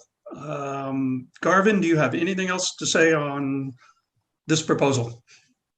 Yeah, just to clarify for everyone, this is a this proposal is an oversight from 2020. In the proposal from 2020 for optional preferential voting, in the proposal from 2020, I only mentioned how first and second preferences are allocated. And then when and then after that was passed, I read through my proposal again, and I realised I wasn't clear in, let's say there's 4 or 5 candidates for a position. My proposal from 2020 wasn't clear in stating to the scrutineers reading the proposal how, if people had selected, had allocated preferences for all candidates to say 5 candidates or 4 candidates, how the third and fourth preferences would be allocated. So I had to come back again for this Congress and specify how third preferences, fourth preferences, etc. So third, fourth, fifth, depending how many candidates there are, would be allocated. So this is a procedural oversight from mine from 2020. So it's a correction. And that's fine. And the only other comment I would have in terms of, it's not impossible, but it's difficult to figure out an implementation if we have a face-to-face Congress, virtual members and a virtual Congress, some email voting. So we're going to figure it out, combine everything, and get a good system that incorporates your ideas, assuming it's passed, and I hope so. It's just a matter, yeah, that 2020, if 2020 was left as it was, that it only states how first and second preferences are allocated. And so if people had ticked on their ballot sheet or online voting for 4 candidates and they preferenced 1, 2, 3, and 4, and the scrutineers read 2020, it only says first and second, they've got to come back and say, well, how do we allocate 3 and 4? And it's not clear. And so then they've got to come back to myself, or they say, we don't know, or do we only count first and seconds. So that's why I've had to come Okay. back and And clarify. that's, yeah, that makes sense and it's logical. So we work together to make that happen. Yeah. All righty. The next section, we've been going an hour and 7 minutes. I think things are going well. The next section is finance, which is all Eric. Eric, do you want to take it away? Yeah. So the first item in this section is the services committee budget. Maybe Austin can comment on that. Basically, it requires for your approval of the same amount as budget 20, I think 20,000 euros as far as I can remember, as we had the last years. Austin, you want to comment on that? Nothing particularly to say, except this is the kind of money we do spend every year on server development, and it's sufficient and adequate.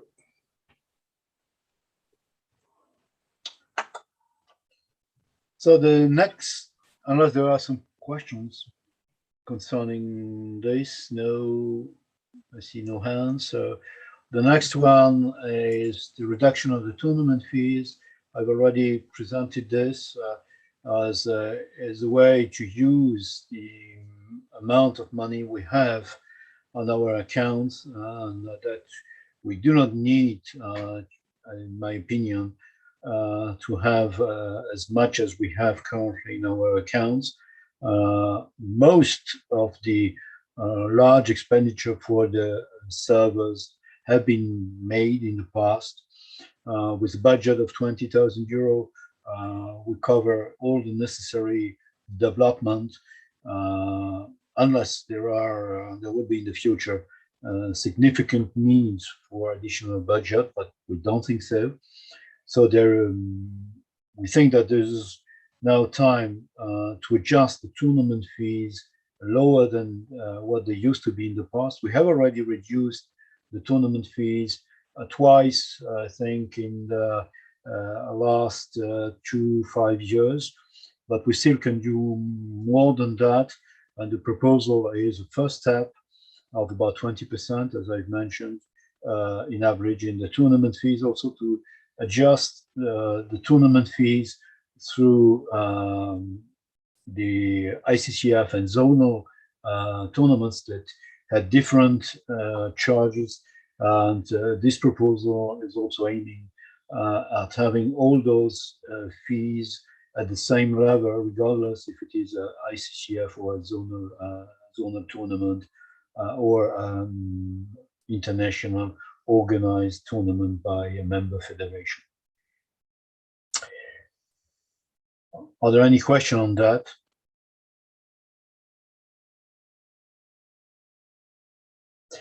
So I move on to the next one, 34. I already mentioned this is what called the risk management for the large opens, and this is again aiming at preventing the situation we are facing today with what happened with Venezuela. So the proposal is to have all the entries for these large opens through direct entry only, except for the member of the federation who is organizing these opens. We've also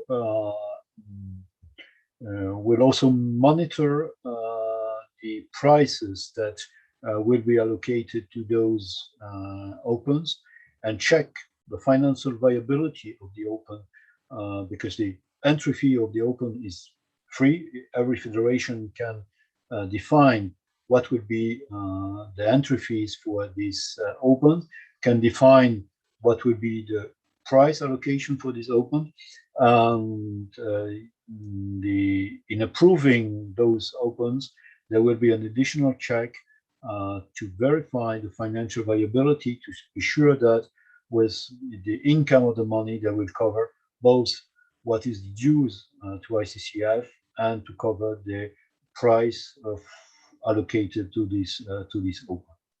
So basically, this proposal is to avoid what we are facing today. So this 10,000 euro that ICCF will lose.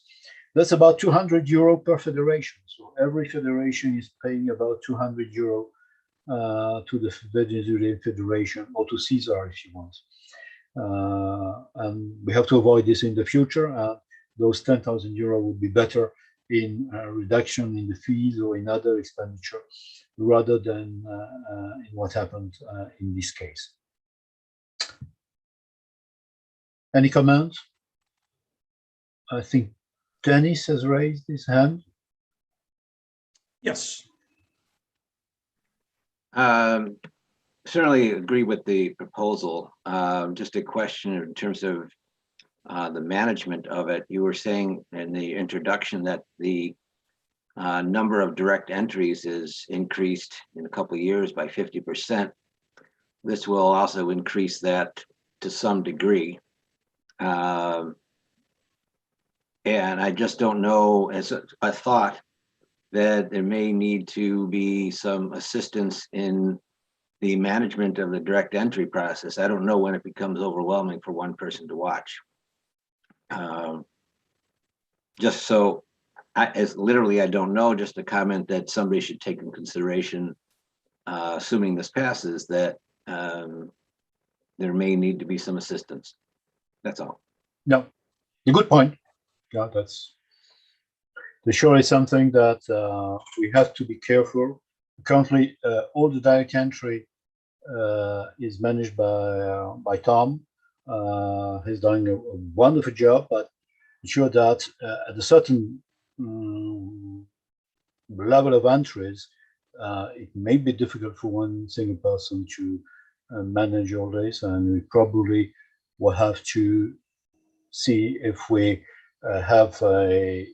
if we need to put up a team to manage, and how we can organize a team in this direct entry management. We have also to be careful because those people have access to the paper account. It's very important for them to be able to check all this the paper account. So again, for some security issues, we have also to be careful on how all those money which comes on the ICCF account is managed and is safe. The notes just came through that the system is automated, so it shouldn't be an issue. That'd be great. I was just raising it as a potential. It is automated to us for sure, but still there's quite a lot of work. And the more entries, the more it is not only the entries itself that we'll have to manage. There is also the paying of the prices, and this is still done manually. And so the payment of the prices and so on, which will be linked to the to those opens, will be an additional charge of activity, which is currently handled by the direct entry or the entry commissioner and the finance director, but it's still done manually. And I don't think this can be automated in any way. So adding more prices to be paid will add more activities and more work for them. So we'll have to check that it is possible still for the entry commissioner and the finance director to manage all this, or if we need to have some additional help in that matter.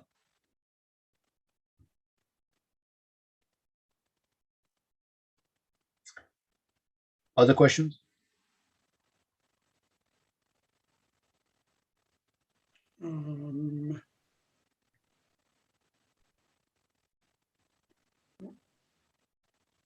Russell's comment, do any working rules need to be modified? Perhaps, I don't know.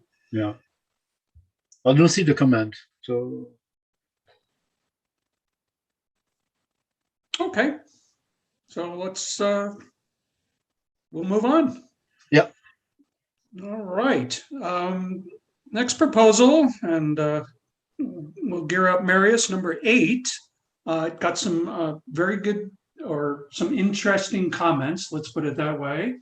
So Marius, you want to just a moment or two? We're going to assume everybody on this call has read this proposal and all the comments. So if you could just give us a quick overview and we'll see where we go from there. Yeah, I hope so that you read this proposal. The issue is that preliminary stage of cup tournaments is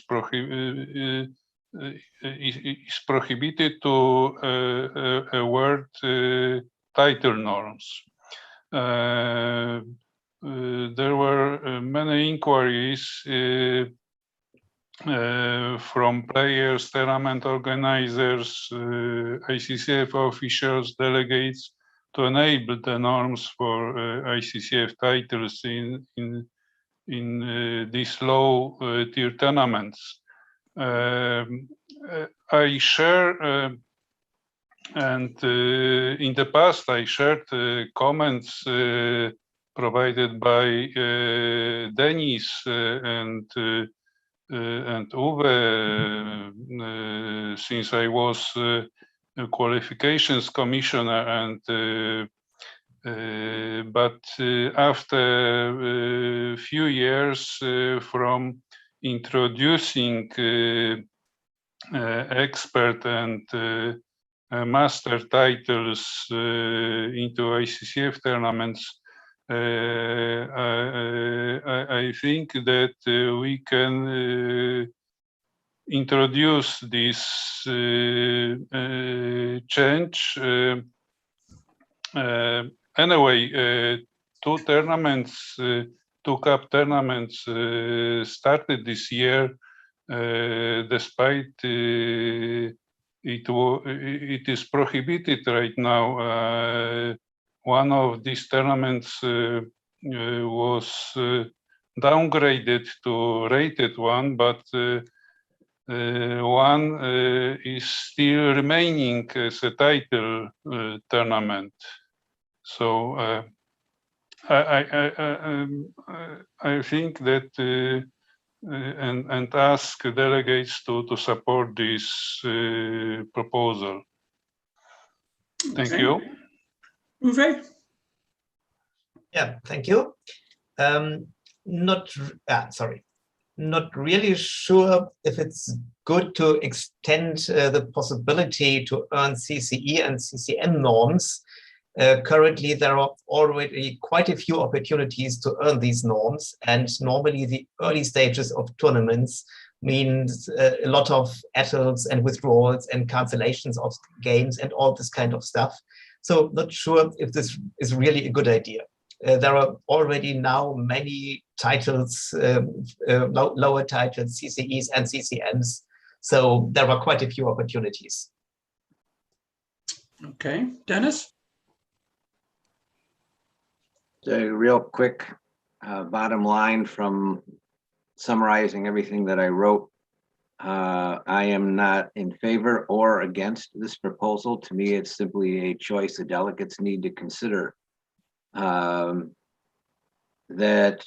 the data that I summarized showed that in the preliminary sections of a couple tournaments anyway, that the people in the lower rating categories tended to get on average 1 point per each tournament based on an ETL. And that is not, that's significantly higher than you see in the higher rated tournaments. Maybe that's just fine. And if people then earn a CCE or CCM because they earn enough points, including their, shall we say, extra point from an ETL, maybe that's fine, because people do like to pursue titles and we may want to promote that. I understand that concept. It does make a different method for, or an easier method, shall we say, for earning the title, though, compared to other tournaments that are single level, single stage events. That's all I'm saying. It's a comparison of the two situations. Is it worth promoting more titles, knowing that we're also promoting more ETL components to that?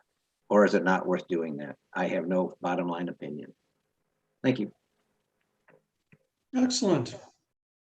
Some days I'm glad I don't have to make these votes. That's your choice. Okay, are there any other comments on this? Number 8. Okay. We have, I'm sure, some engaging discussion coming up on 2 conflicting proposals, number 31 and 33. Not sure how to do this. I guess we'll, Garvin, give you a few moments to open with your 31 and your discussion, and then we'll go with number 33, and then we'll see where it goes from there. Garvin, the stage is yours. Yeah, actually, there may not be a whole lot of discussion. I'm not sure how. I'm aware that there's been a lot of, in some circles, a lot of background discussion regarding Proposal 31. So quite a lot of delegates and players are aware of the pros and cons of Proposal 31. But also, I have a strong feeling that some delegates are not aware at all of the history of 31. I'm not exactly sure whether I should go right through from the start, or whether the delegates here and board members want to just ask me some basic, like they've read the proposal, read some of the comments, have any questions, would like to actually know the history of where this proposal started, why it actually started, how we got to here now, or whether people believe they have enough information. Because if everyone is satisfied with how much information they have, I believe there's been enough, I don't want to say bad blood, but I believe there's been enough back and forth between various members that I think 31 and 33 are there for people to vote on. People already have their opinions on both. Some are in favour of one or the other. If there are delegates who would like me to explain the history of 31 and how we got to here, so they'd like a little bit more information, I'm willing to elaborate on that. And as for 33, I'll leave that for Austin. So I'll leave the floor to other people if they want to know a little bit more from my end, or at least who's worked with me on 31. So yeah, we have a hand up from Per. Okay, yeah, that's reasonable. We'll open it up and see where the delegates, where their areas of concern or questions might be. Per? Yeah, I just would like to commemorate Garvin and his friends in Australia. Marius also was there a little bit. So it's a very important issue that has been brought up to attention to everyone. And I think, however, maybe there are some minor problems with the proposal. So maybe the alternative from Austin may be better, but we should not lose time with this one, because it's so important that it will be sold to a better situation than it is today. Because when you look at the Olympiads and things like that, first board in our group, all games were draw. So I just want to highlight that this is a very, very important issue. Yes, indeed. Rating Commissioner. Sorry, thank you. My comment on this was made in the QRC's report. I was a bit short this year to make comments on the proposals because we were busy with distributing the medals. But I agree that this issue is very important. But because we all share the view that it is important, we should not develop a system against the advice of one of the leading experts in this field, Glickman. And my recommendation is to make a thorough analysis of the defects of the system. The defects of the system are known, that's true. But if the remedy worsens the situation, at least to some degree, we should wait and make a proper analysis. Okay, Ambar?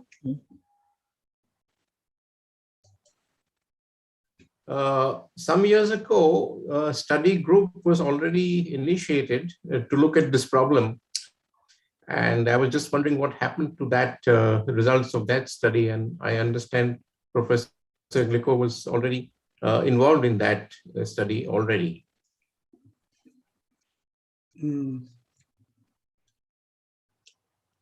I don't have an answer for that.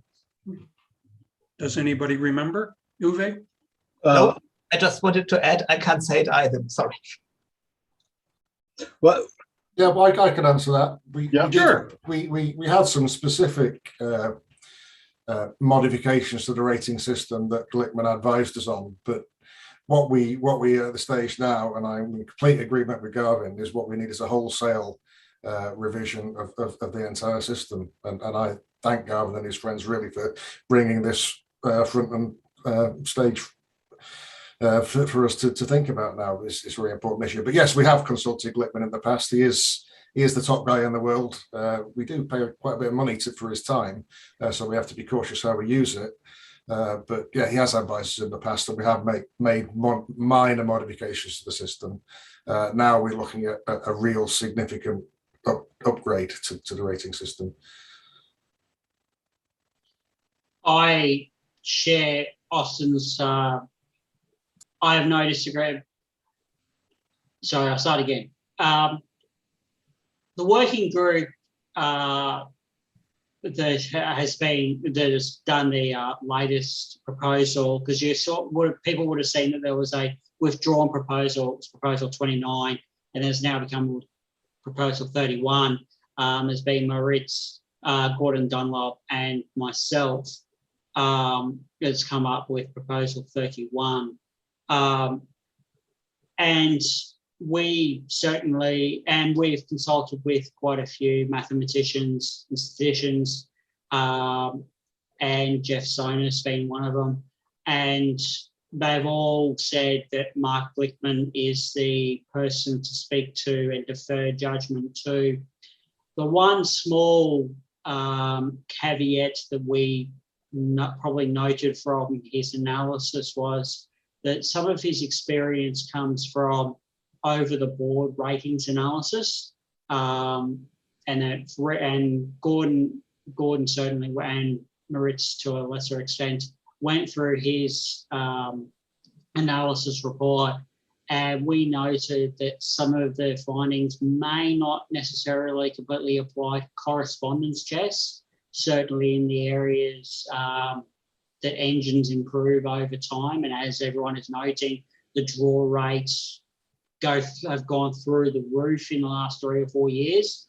And so that was an area that we thought was of interest.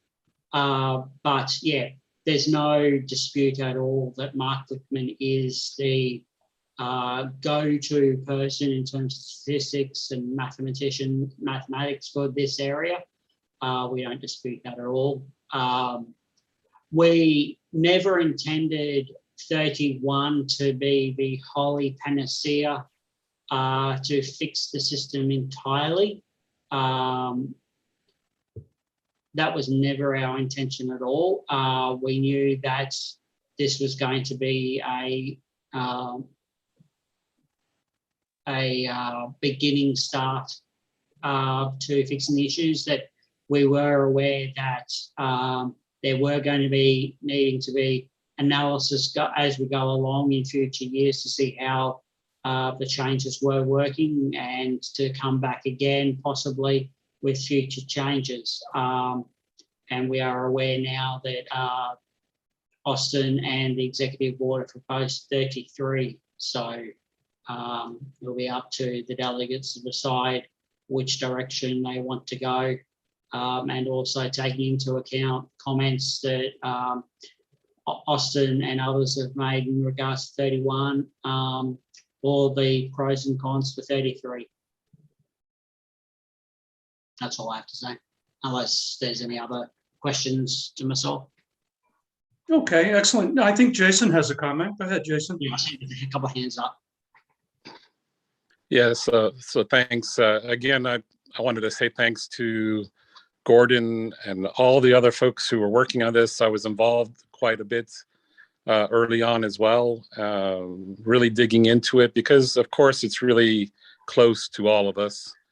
And so the thing that I want us to not forget, it's very important, is that if you start changing the rating system, if you make adjustments to it, it's not going to be reflected in a very short period of time, particularly with correspondence chess, even with all the people playing at super fast rates these days.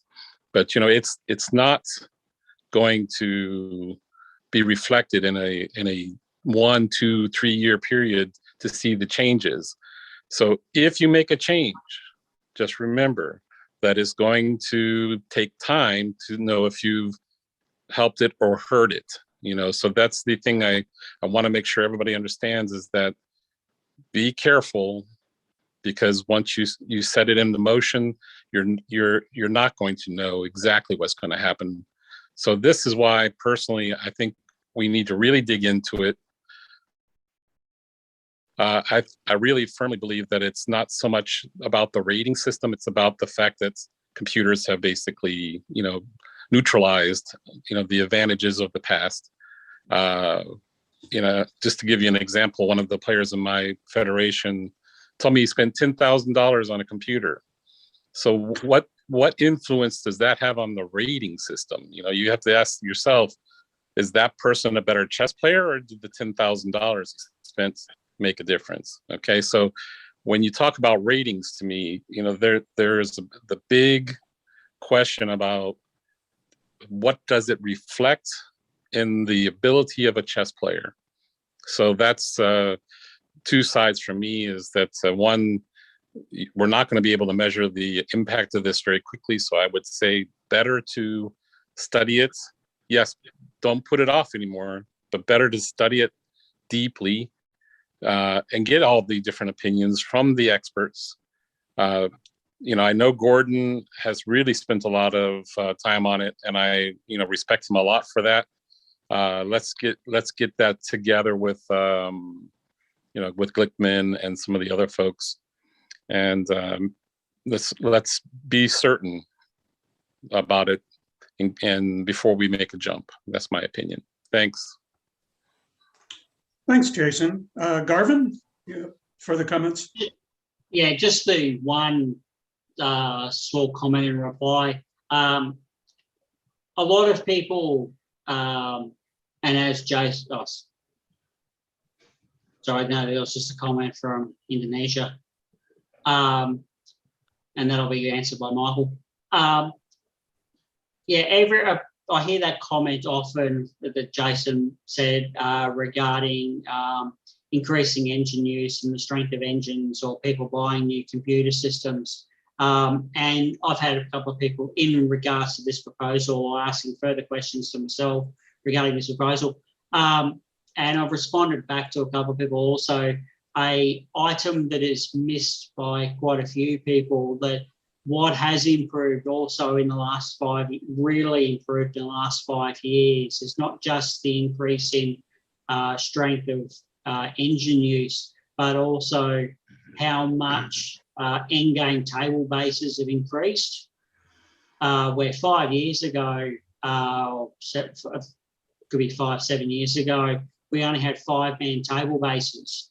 Now we have 7-man table bases, and that has a real, with openings to then 7-man table bases where you can have 10-man positions, and it starts showing up TB positions in those positions. That has a, so for even people using lesser equipment, but they're against people who are using stronger equipment, but everyone is using the same table bases for 7-man, that really does make a big difference in equalising across the board the amount of advantage a person gets from their amount of hard work. So that's an extra area that I think quite a few people actually miss in when they concentrate on everyone's increasing engine use. The table bases that actually, I think, make quite a bit of a difference as well in equalising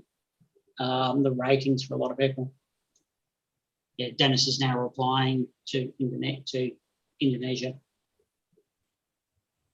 regarding conflict proposals. Good discussion. And just to reiterate, and Dennis is correct, and it's important that you vote yes or no for both proposals, because the proposal that gets the most yes votes will be accepted. And I hope nobody asks me what happens if there's a tie, because I don't have a clue. We'll integrate the optional preferential voting and have a recast. But I think in the case of a tie, the president will have a casting vote. Okay, there we go. It's my understanding. It's my understanding for conflict voting that actually it'd be the first one is the widest margin gets up. That would be correct. Widest margin versus most yes votes, and I'm not sure at the moment. Gino? It's most yes votes. Most yes votes is the way we've got it. Gino, what's on your mind? Hi. So a couple of thoughts. We are indeed with two proposals before us, but if we look at them from a different perspective, they're not quite different as far as the matter that they address. The main difference is how this is going to be implemented. For example, Gordon's proposal has, let's say, 3 or 4 separate items. Dr. Glickman's idea was to implement one of those ideas present in Gordon's proposal, and then in a testing mode, let's put it that way, and then observe the consequences and adjust gradually before making other changes. So we're not necessarily talking about conflicting matters. We're just talking about 2 different ways of implementing them. And when it comes to something so vital as the ratings, I don't see a reason why we should take a big faith, jump into the future when we can go step by step and consider all the options without taking steps that we cannot walk back. So again, I believe that a customized approach is the best because we don't take any risks. We're still implementing the main idea in Gordon's proposal, implementing in a way that we're studying it before it goes live. So let me correct that. And I think that this is a win-win, just going with this, because we're still implementing Gordon's main idea, or studying it rather. So I don't quite see the conflict in the matters. I see the conflict in how this is going to work.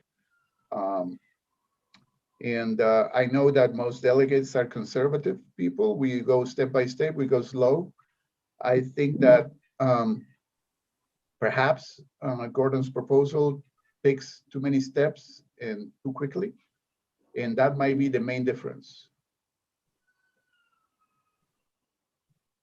Can I make a specific answer to Gino's comments there? Actually, Gino's absolutely right. One of the things I've been doing since these proposals have been online is running simulations, huge simulations. So I've taken all the games that have been played in ICCF for the past 12 years and run these ratings on them. And that's how, this is the data I provided to Glickman. And this is the data, I'm sure you've seen the interactive chart that's in Garvin's proposals. So when Garvin's proposal changed slightly recently, I had to rerun those simulations, which was fine. In fact, I forgot, I ran them once and forgot to make a small change. So I forgot to make the change in the K factor. And I looked at the results and I thought, wow, this is exactly what we need. Because I thought, yeah, I changed my mind completely about this proposal and I give it my full support. And then I've forgotten to make the change in the K factor formula. I made that change and suddenly it all went haywire again. We had this massive hyperinflation. It was just, it went again. And so I think that just taking everything carefully, as Gino suggests, just changing one little thing can really be the proper solution to this problem, I believe.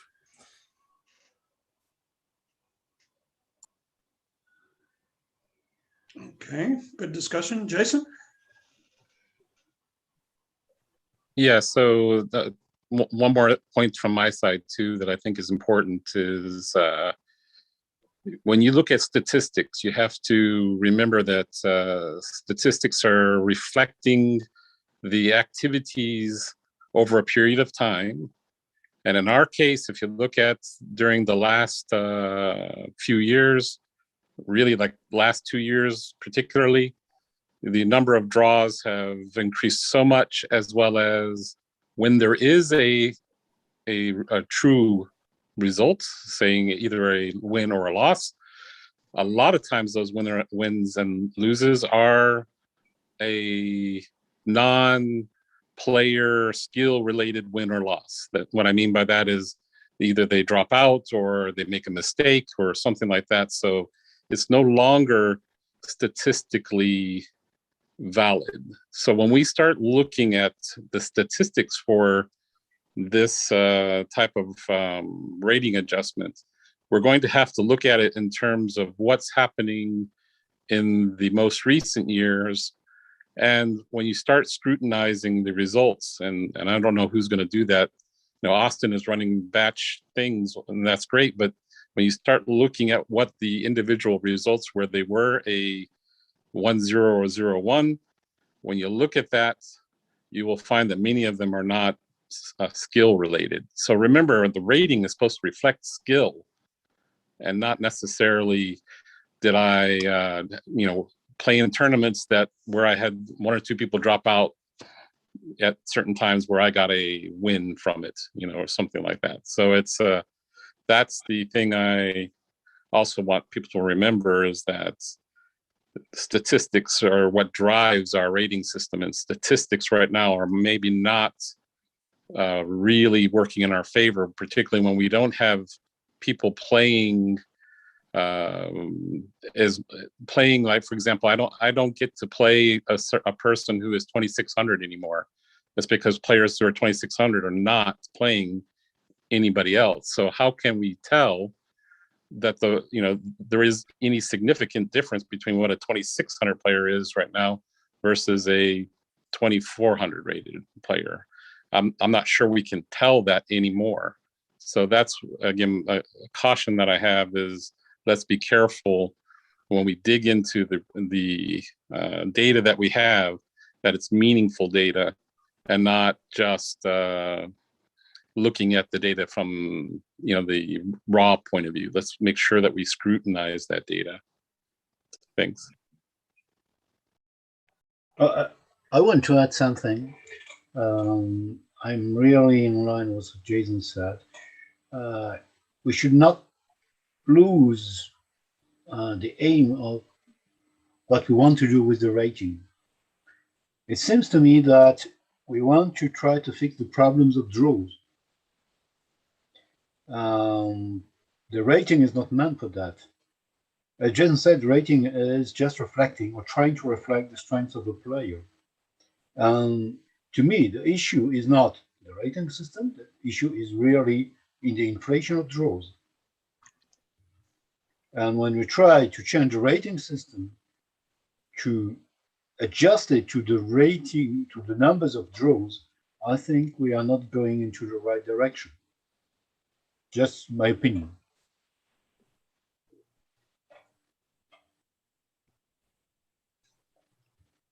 Okay.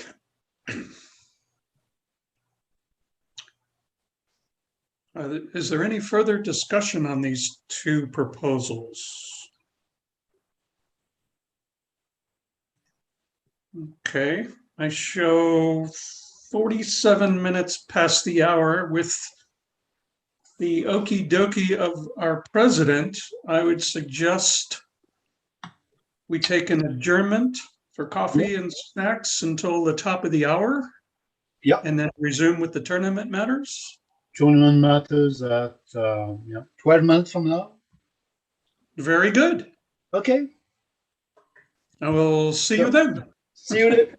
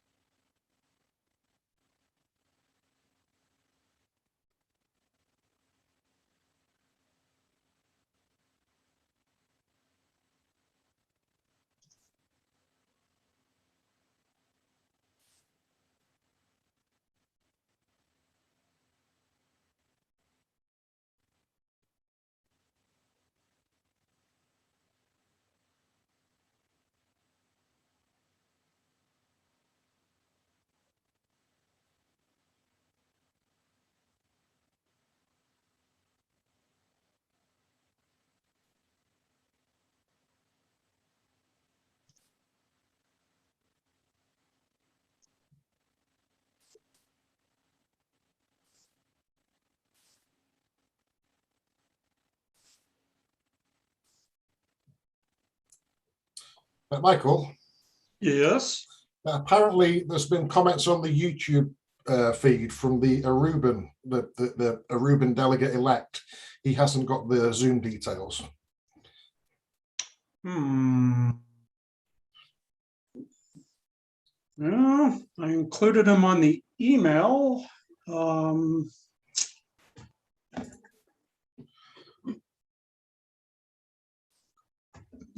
Give me half a second and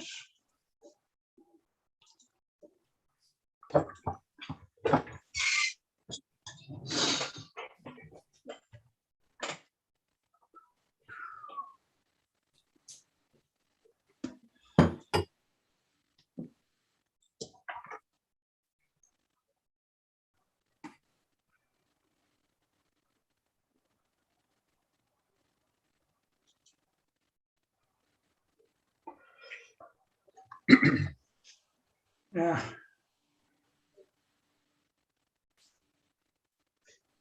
All right, I'm gonna send out the information again and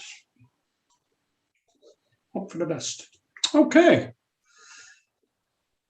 Welcome back, everybody. Ever punctual. We still got a good agenda to go. Just a quick question. You know, we've tried to plan for this. We're quasi winging it. In terms of just how this virtual Congress is going, are there things we can do better? Are you happy with the pace? Any thoughts on that?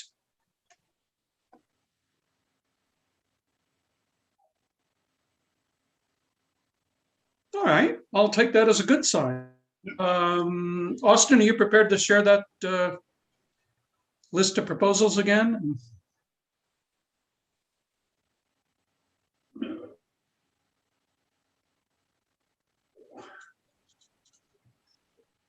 Beautiful. Okay, Eric, any first comments before we get started? No, we can move on. All righty.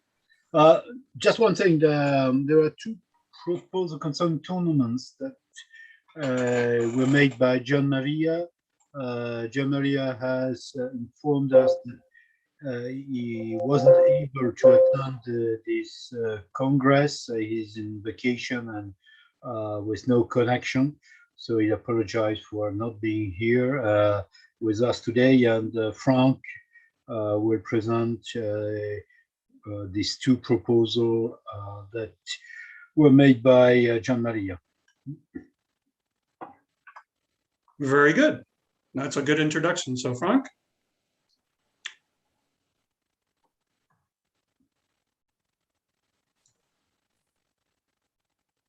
We start with the John Maria proposal, correct? Yeah. Number 9. Okay. Bonjour à tous. Sorry for my little sound problem at the beginning of the video. For those who don't know me, my name is Frank Geder from France, and I'm the VTD. About the first proposal of John Maria, 9. I think you have all read the proposal of TTC John Maria Tani. It seems to me that there is a consensus in the comments.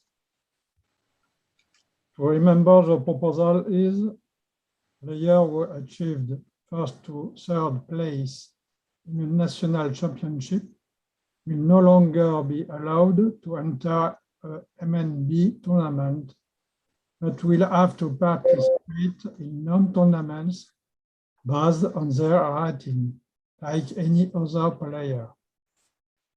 Is it a question about this proposal?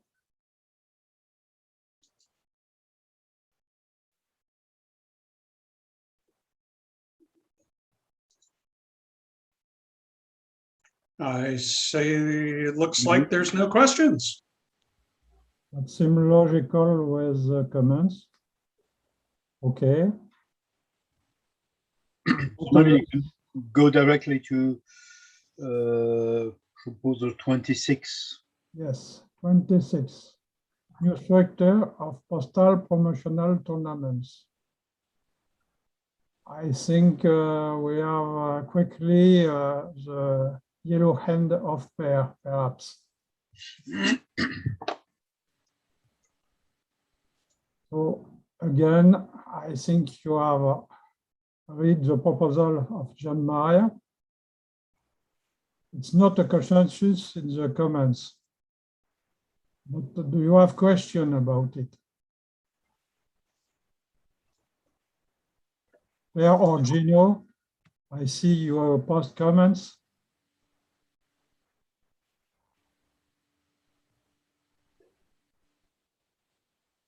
No? Anybody?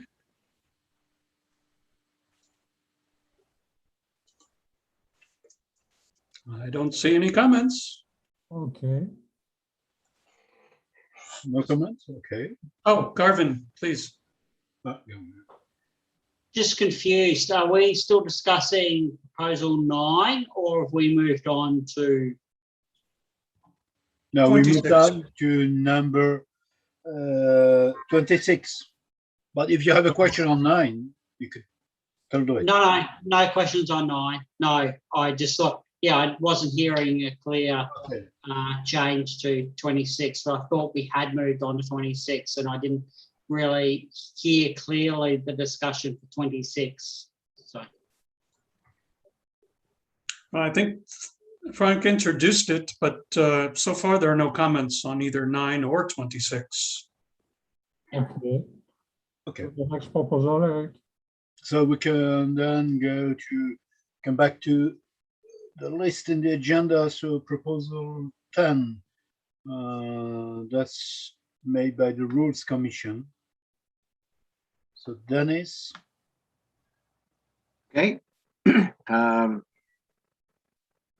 In number 10, all we're trying to do is basically make things, shall we say, more fair across the board. The idea is that the actual movement of pieces won't happen until the official start time. This does not affect what tournament organizers wish to do in terms of the period of time previous to the official date. They can still use all the flexibility they currently have.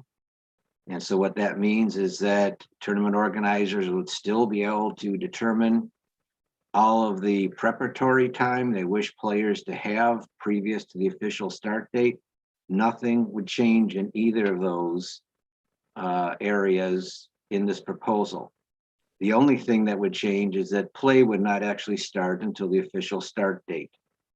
Gian Maria asked for to me, a minor alteration in the original proposal, that if the player with white wishes to register a move prior to the official start date, could that happen with it still not being shown to the player with black until the official start date? I'll talk with Austin about that relative to potential cost. Conceptually, I have no issue with that. It changes nothing about the proposal.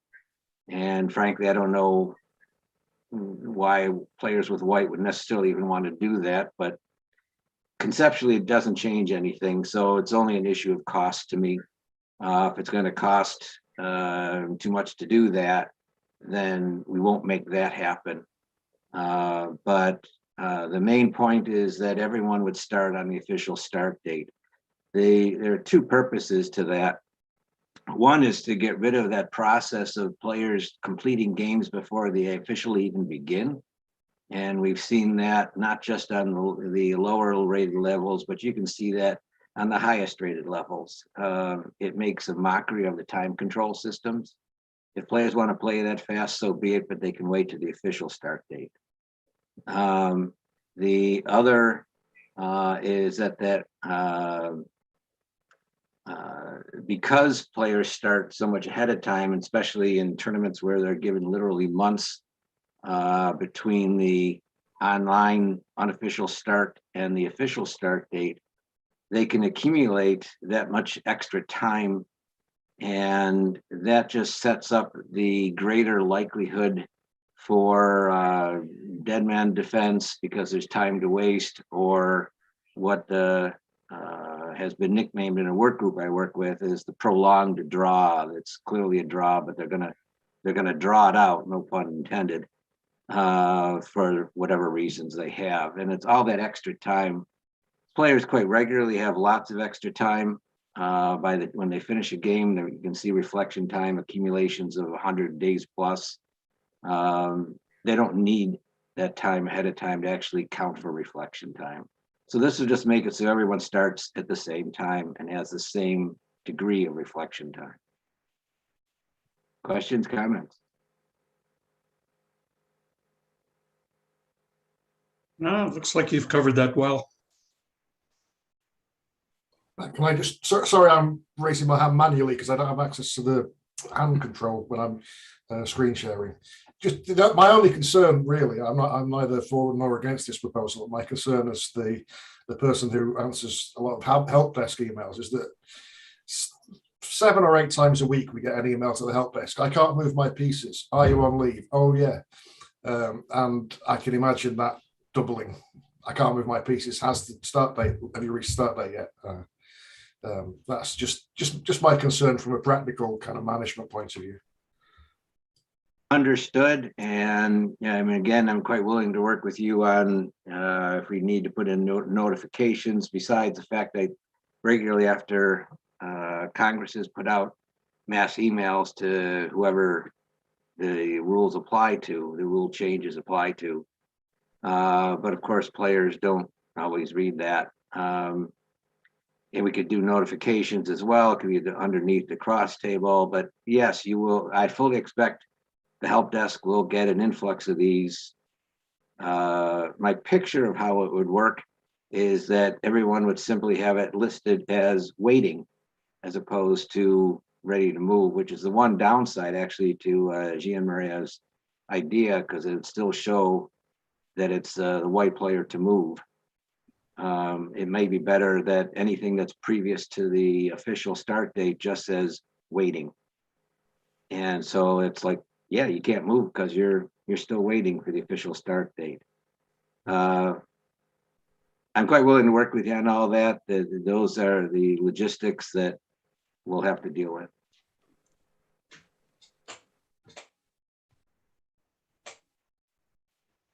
Okay, Garvin, please.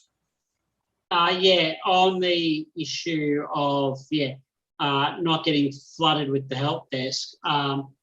I just recall, when this proposal came up, just having a look through the discussion now, and I raised the question, about the possibility of a lot of questions coming through, Dennis replying to my questions, and then Gino having the reply back on the 6th of the 6th saying, I think the proposal has merit. Garvin's suggestion can be covered by changing the status of the game before the start date to waiting, quotes, instead of your turn. In other words, the status of the game will not change to your turn until the start date is reached. This should avoid confusion on most of the players.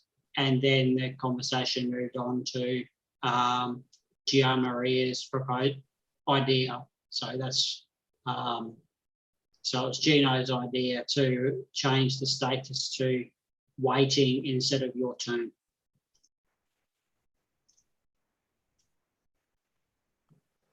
Okay, Ambar?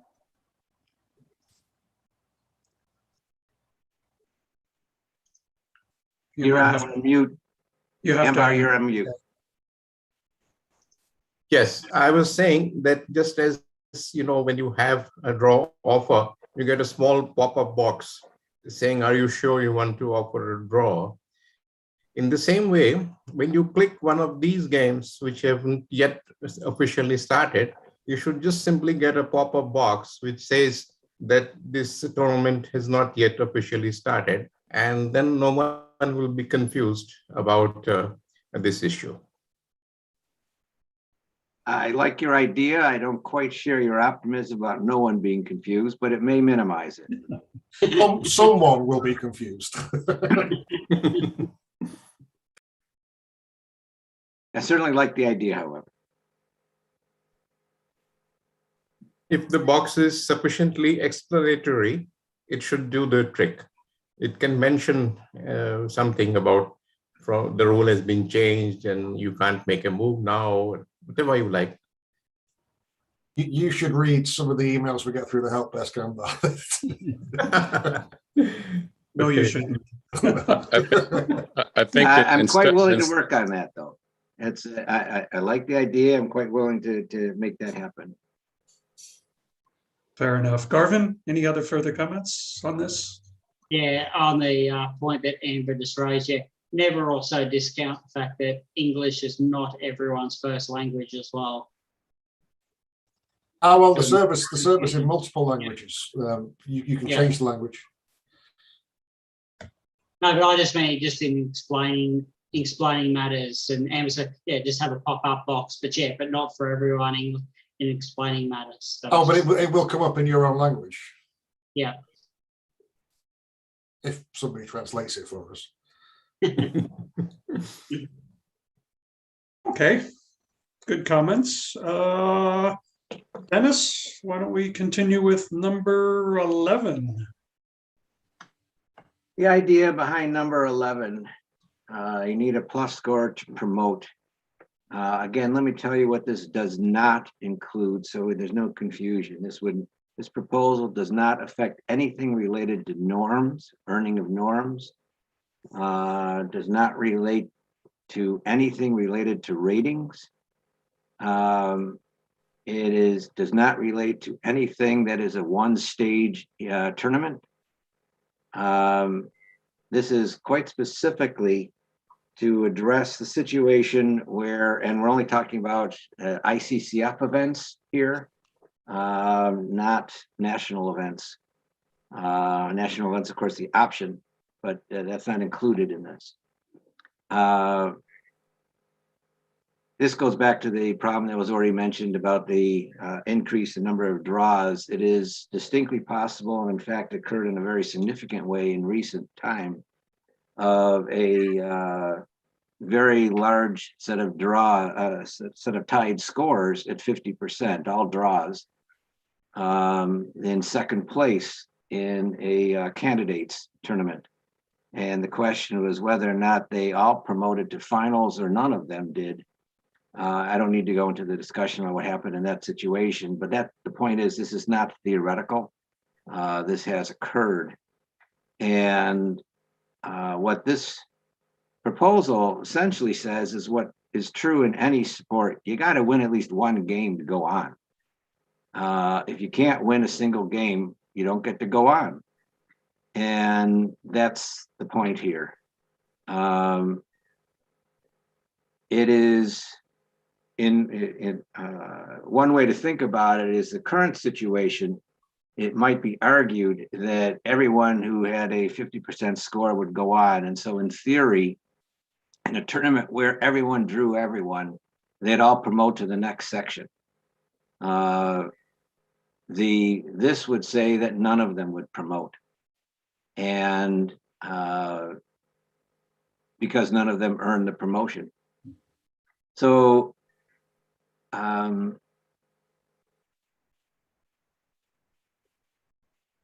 I guess I've said enough. The main point being that it would clarify the situation, who gets to promote and who does not, and you have to win at least one game to move on. Comments or questions? Interesting. Gino. Oh, I appreciate the proposal. I have my view is that the issue that we're trying to address is not that a win is required to qualify. In my opinion, the issue that we should be addressing is the tiebreak procedure. For example, we could be facing, let's say there's an even number of players in a tournament or a section, and everybody has a win and loses against the other. So at the end, you could have a full tie, but in all, and still wins being present. So I don't think the basic idea in the proposal is quite addressing the problem. I think that this is a tiebreak problem, not a lack of win problems. Yes, statistically, chances are that we will be facing this problem because of lack of wins. But if we want to fix this properly, I think that what we need is a tiebreak rather than requiring a win. When in theory, as I mentioned, you could have a full tie if everybody has the same number of wins and losses. I hear what your point is. In terms of what is currently likely, that everyone would be getting equal numbers of wins and losses, and that's the bulk of what's occurred, is nowhere near as likely as essentially everyone getting draws, because we see this. And then if you have in either situation, the issue of tiebreak, well, in the situation you're talking about, tiebreak, well, let me just start over. Either way, tiebreak doesn't work, not with our current set of tiebreakers. We'd have to come up with another one, whether it's rating related or flipping a coin, we'd have to come up with something else. Whereas this would be automatically part of what every player knows from the very beginning, that in order to promote, I need to get a win. Interesting. Well, there's some good conversations coming along. Just for clarification, in case there is a tournament with a 100% draw in the candidates, this means all players get a new ticket towards the candidates. They do not promote to the final, but they get a new ticket to the candidates. That's correct. This would not, and quite specifically in the proposal, it says this does not affect the ability to earn a qualification for the same level as occurs in the candidates, as you point out, for instance. Okay, thank you. One question before we move on to some other hands. In that situation, if the person got a new ticket to a candidate's, would they have to pay? Or is it another free entry? I'd have to look up the rule on that, but this proposal wouldn't change any of that. Okay. It's All a free right. entry. Okay. Marius?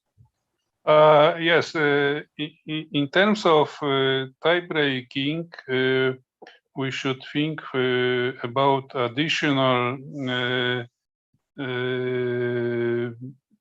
possibilities in the future and work something additional, for example, reset mobility, which is used by TSEC championship. It's interesting idea. We can take on this and analyze this. Interesting. And we're going to get to Per. He's also made a good observation about the 60% for candidates. Then I have a thought after that. But Per, what do you have? If I could just hold purpose for a second so I can respond to Marius, that I've just written down the idea for the Rules Commission to look at the issue of tie breaks. So to Gino and to Marius, that's now on the agenda for the Rule Commission to look at this coming year. Thank you. Yes, but I also accept from that one with 60%. I have one question that is quite interesting, because you can actually score 50% and one player wins 4 games, lost 4 games, wins another plays 3 games, win 3 games and lost 3 games, and all end up on 50%. So the player who won 4 games will actually win on the Baumbach criteria. So he wins the group, but he will not promote anyway. Yeah. Interesting. Valentino, welcome. Need to unmute? I'm looking. Yes, thank you. I have one question about the proposal. I have an opinion. If the player have to score +1 to advance in the Master Norm event, for example, the players, I think they have to change their strategy, how they are going to play the tournament, because if it is a must to 1-1 game, so the player have to adapt or take more risk to win games in the tournament. So I don't know how this will affect the draw rating, or that's my opinion. That's a good opinion. Statistically, it may technically might lower the draw, but who knows? Yeah, and just to to respond to that, to Valentino's comment, I think that's exactly accurate. It could affect play. But again, I think that it's better for players to know ahead of time what's expected of them, as opposed to finding out at the end whether they won some esoteric tiebreak. Absolutely. Just to add one point, some years ago, we have introduced the bound bar tiebreak based on the numbers of wins. So in case players are tied, the numbers of wins can decide who is first and who is second. And I don't think that this has had any influence on the numbers of wins. On the contrary, the numbers of draw have continued to increase. So I don't think that this proposal itself will solve any of the issues with the draws. And it's not designed to. No, it's not designed to. But to answer the Valentino's question. So we have the experience of the tie break based on wins, and it doesn't, at least in my knowledge, change anything in the way the player are playing the games and the numbers of draws, at least in high level tournaments. I think Uwe. Yes, there has been a comment in the chat that you need 60% in the candidates to earn a new ticket towards the candidates. This is one option, but the other option is to place number 3 or number 4. And if all players draw, in the case of a 100% draw tournament, this means all of them tie for the first place. And as they do not earn a ticket towards the final, all of them earn a new ticket towards the candidates. Mm. It's not theoretical. So they will stay at the candidate level. Yes, right. May I say also something? The first, Jason was raising his hand. Yes. Yeah. Please raise your hand and we'll go in order. Jason? Yeah, so just my comment is, do we need just to change the wording in the proposal there to say in the case of all draws? Because otherwise the intent was for all draws, right? That's the intent. Because we already do have Bombach and all the rest of the tiebreakers for the cases for 4 wins and 4 losses, 3 wins and 3 losses, and that sort of thing. So just changing the words to in the case of all draws, is that sufficient to eliminate the ambiguity in the proposal? Dennis? I'm considering that. Yeah. First of all, I don't know in terms of our procedures if I can make that change at this point. No, because voting has already started. Yeah, I don't think we can change the wording now. Yeah, that's unfortunate.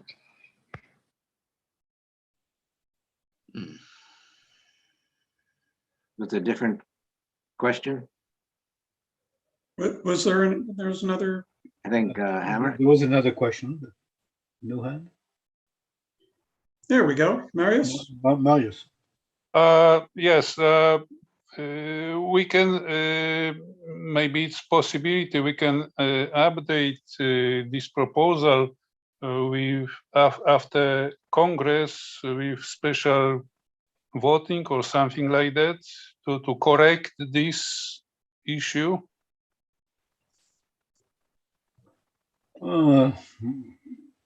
Normally it's unfortunate. Yeah, I know.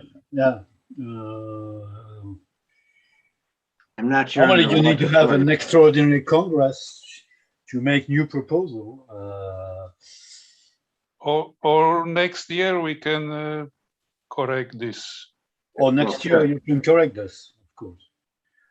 I don't think that there's a lot of money involved in that, if any. So I think that there will be no harm to adjust the proposal next year. either if it is defeated this year or if it is adopted this year, we can maybe make a proposal next year to amend it. Yeah.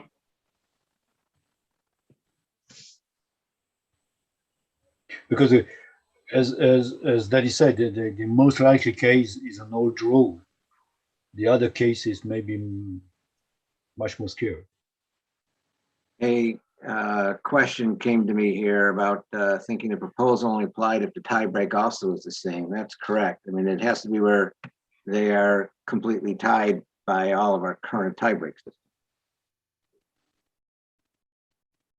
So if we were talking about somebody who had a win and a loss versus somebody else who had 2 draws and all the rest were draws, the win would win in a tie break. This would not apply. So it's only if people had exactly the same set of tie breaks would this apply. Gino? That's right, Dennis, but unfortunately, the proposal doesn't say that. The proposal says that a plus score is required. So in a way, I think that this is a loop that sort of should cancel the proposal. I'm not sure if I expressed myself properly. So based on this fact that a plus score is a requirement as part of the proposal, and the fact that a plus score would be required would also go against the tie-break procedures that we already have in place. I believe the proposal probably should not be implemented. I'm going to correct what I said. In the rationale, I have by making requirement of a 50% score, anyone promoted must win at least 1 game. After that, normal tiebreak systems would still apply for tournament mandates, or the remaining people tied for a relevant position would all promote. So the first thing that would be required is a better than 50% score for you to promote.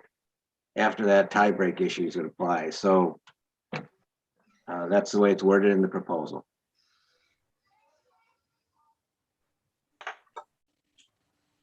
I want to make just a procedural comment, and not necessarily on this proposal specifically. When we designed this online system with voting and comments and such, we took great pains to ensure that we can't, specifically myself, Austin, those with the roles, can't go in and arbitrarily change the proposal, especially after it's been submitted or after the voting has started. And that's the case with this. So if the consensus of Congress is that they would rather not see this implemented for whatever reasons, then better than to change the proposal wording, I would just recommend you vote no and submit a new proposal that addresses all the conversation points that are going on now. I think that's the only thing we can do. Yes. Marius. Yes, in the past, when we were meeting personally, we used to change some proposals during Congress meeting. So now we meet online, and we cannot do anything, just vote yes or no. Well, I'm going to not during meeting, but let me respectfully disagree. This proposal has been published almost 4 months ago, and we encourage review and comments and questions. Now, certainly things like this conversation comes up but we're hoping everybody reads and absorbs and asks those questions and unwraps all this long before a virtual Congress or a face-to-face Congress. That's all. Yeah. Any other, I think, Per, you?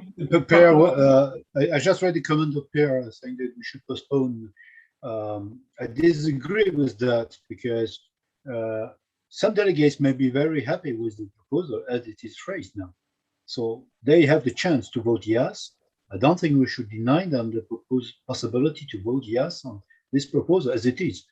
And as Michael said, if you are not happy with how this proposal is phrased, you have the option to vote no.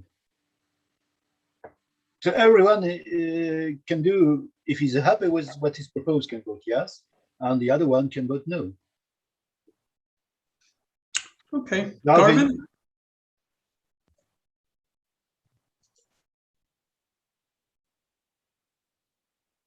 Garvin, you're up. Sorry, my hand went down. On the matter of procedure, since I've been attending in 2018, so I've been dealing with these matters.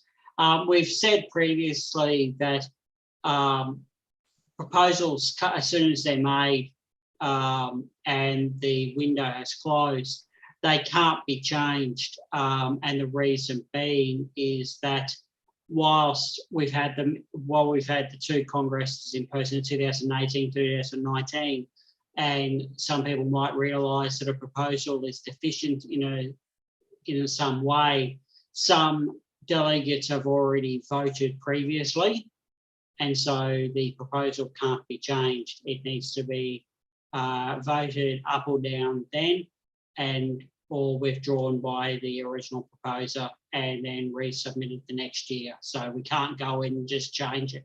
So for us discussing it now, go and change a proposal now and redo it. That window has already closed. That's a good clarification, but one point, Yeah. The voting window is still open for another week, and delegates may change their votes even if they've already voted up until that time. No, I was referring to proposal window as closed. Absolutely. You are absolutely correct. Sure. Yeah. Per? Yes, I have two issues. First of all, Tunç Hamarat has joined us. We have a third world champion here. And he is asking for the solution of this to have very quick tournaments with 1 day, etc., between every day, 1 day for each move. But that comes from Tunç. So, but he is unable to use his system to get this. You can't hear him. Second issue, that was what we were discussing now about postponing. I think that we could use this time for making small improvements to this proposal as it is. Otherwise we may end up with the situation now that we make this proposal, find out that it doesn't work properly if you have these kind of Baumbach things, and then we need to revise the proposal in next year maybe. So maybe we might as well do this now. A proposal can still be withdrawn even if it's been up.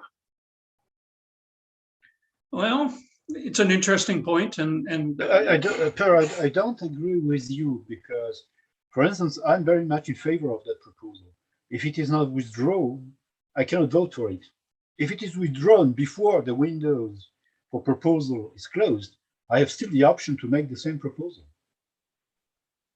Yeah, but you cannot propose anything more yet now because you should not be. I should not be denying the right to vote on this proposal.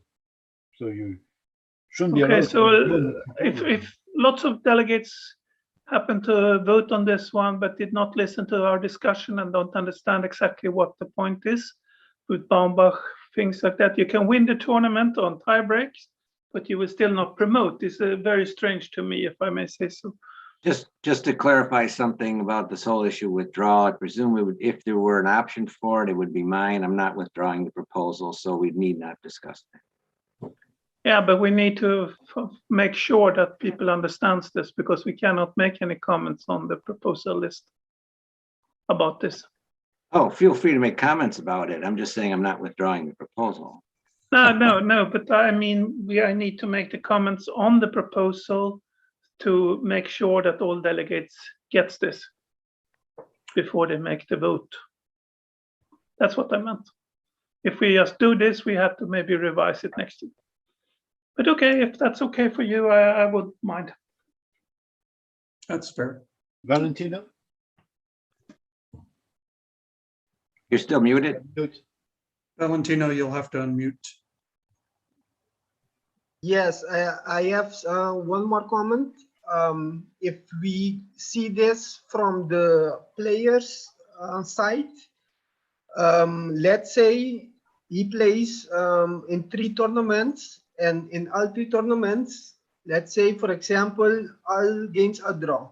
This means all players have paid 3 times to play the same tournament, and nobody have advanced to the next stage. This means that for ICCF, this means more money because nobody advanced, so they have to play again in the same tournament. But it isn't disadvantage for the players because economically they have to pay again to play the same tournament. Well, there are a few points in what you're raising there that I would not necessarily agree with. First of all, if it's a multi-stage event, then the repeating of one section doesn't mean that all those players are going to be reseeded against themselves. They may very well get mixed up to a different set of players. Additionally, in terms of whether there's a second assessment of a fee would depend on the circumstance. And for instance, those who earn the right to a candidates, it was already mentioned earlier, would not need to pay again. So I'm not sure those things would apply. Additionally, after thinking about the issue of people tying without the draws being an issue, let me give you an example of where I think we might agree people did not earn a promotion. In a situation with a certain number, with a set of players, one player beats everybody. Everybody else gets draws against each other, but they all have a loss against that one person. So there'd be a second place tie where no one even got 50%. Do they all promote if second place promotes? I think there's something wrong with that picture.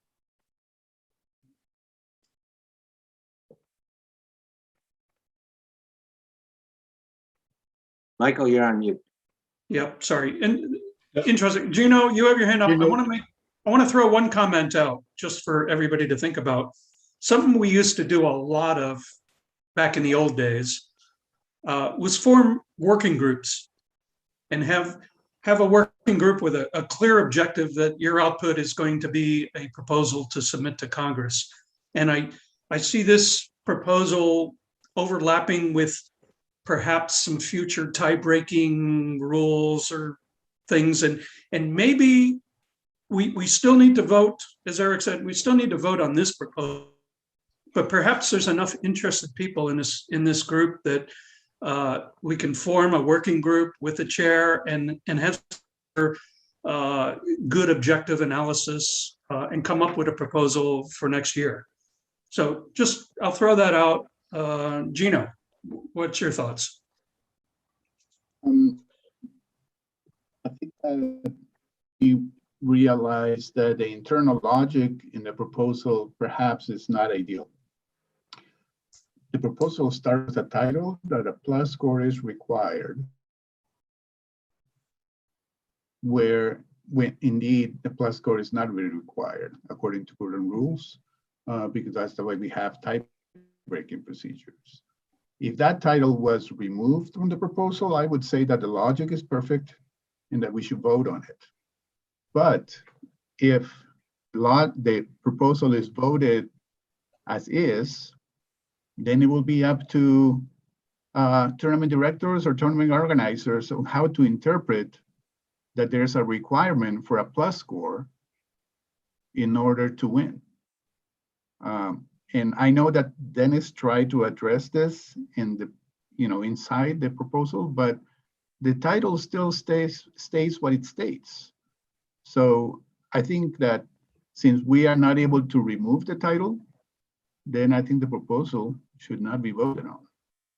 You know, I'm not understanding the criticism because the proposal is about a 50+% score. The way in which I described it was you had to get at least one win, which is the only way you can get a 50+% score. But the point is of the proposal says right in the thing, a requirement of 50+% score. Anyone promoted must win at least one game. After that, normal tiebreak systems still apply. So no matter what the tiebreak is, if you don't have at least a better than 50% score, you don't promote. I don't know where the ambiguity would be or where a tournament organizer or a tournament director would have any issue in interpreting that. The title, Dennis. The title says. And the that a title plus is saying score exactly what it's supposed to say. required. No, it's not required, Dennis. You I you am need a saying plus that the score to proposal qualify. is making that requirement. I don't understand where you're not getting it. The proposal is not that you have to win. The proposal is not you have to have straight draws. Those are all things that people were bringing up. The proposal is you have to have better than a 50% score. Period. The rest are the detail. I think I made my point. Valentino? You're still on mute, Valentino. Sorry. This is for me the first time. Sorry. I agree with the proposal of Dennis. I was just playing the devil advocate. For the others delegate to see other side, other point of view of this proposal. But I support Dennis. Okay, so we've pretty much agreed the proposal will be voted on as is, and everybody has their choice, yes or no. And I think we need to move on. And something I want to remind everybody, you know, we approve, we reject many proposals. That's not the end of it. Then there's a whole host of people in the background that have to work on implementation. We got to change rules, documents, program, develop the server. So there's a lot of work that still has to be done. But this is Congress, and you guys will vote, and we'll make it happen in due time. So I think we do need to move on unless there's further specific comments on this proposal that we haven't covered already. Okay. Not an admonishment. This is great conversation, but we want to get through this list. Okay, Dennis, dead fence number 19. This one is just an idea brought to me, and the Rules Commission was unanimous in support of it. That when a claim is made to a tournament director that an opponent is using the dead man's defense, and the tournament director decides that it is not being supported, claim is not being supported, that there would still be a required notification from the tournament director that a claim had been made, though not supported. That the notification would go to that opponent about whom the claim had been made. That is different from current procedures in that the opponent who was alleged to have been using the dead man's defense, quite typically now never finds out about it. And the purpose for this, the rationale, is that the person who's being claimed against many times is playing slowly, maybe not to the point of a dead man's defense, but that it may be useful for that person to know that his rate of play is being watched. A different rationale, being blunt about it, is that tournament directors have different thresholds for what they consider a dead man's defense versus not. And despite there being pages of description in the rules, there are probably always going to be that kind of difference in perspective. So this would at least inform the opponent. Now, let me put it this way, it would at least give the person making the claim the knowledge that the opponent will at least know that somebody's watching the time. Open to questions or comments.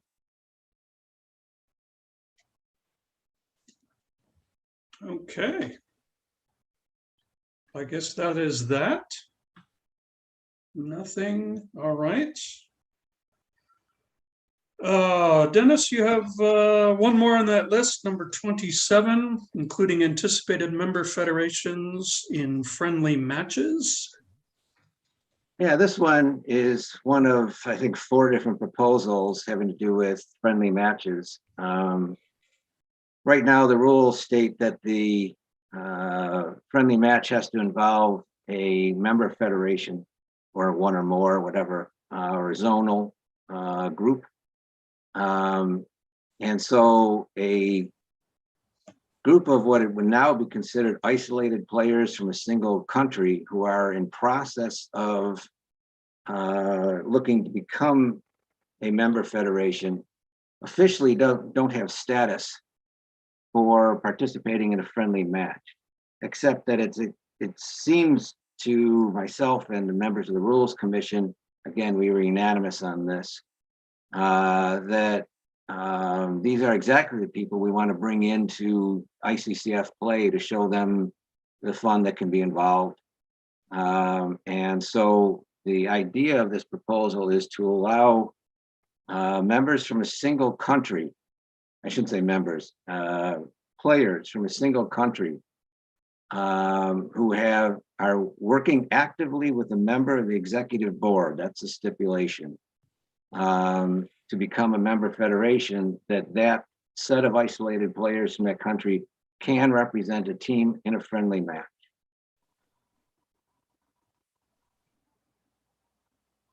Open to questions or comments.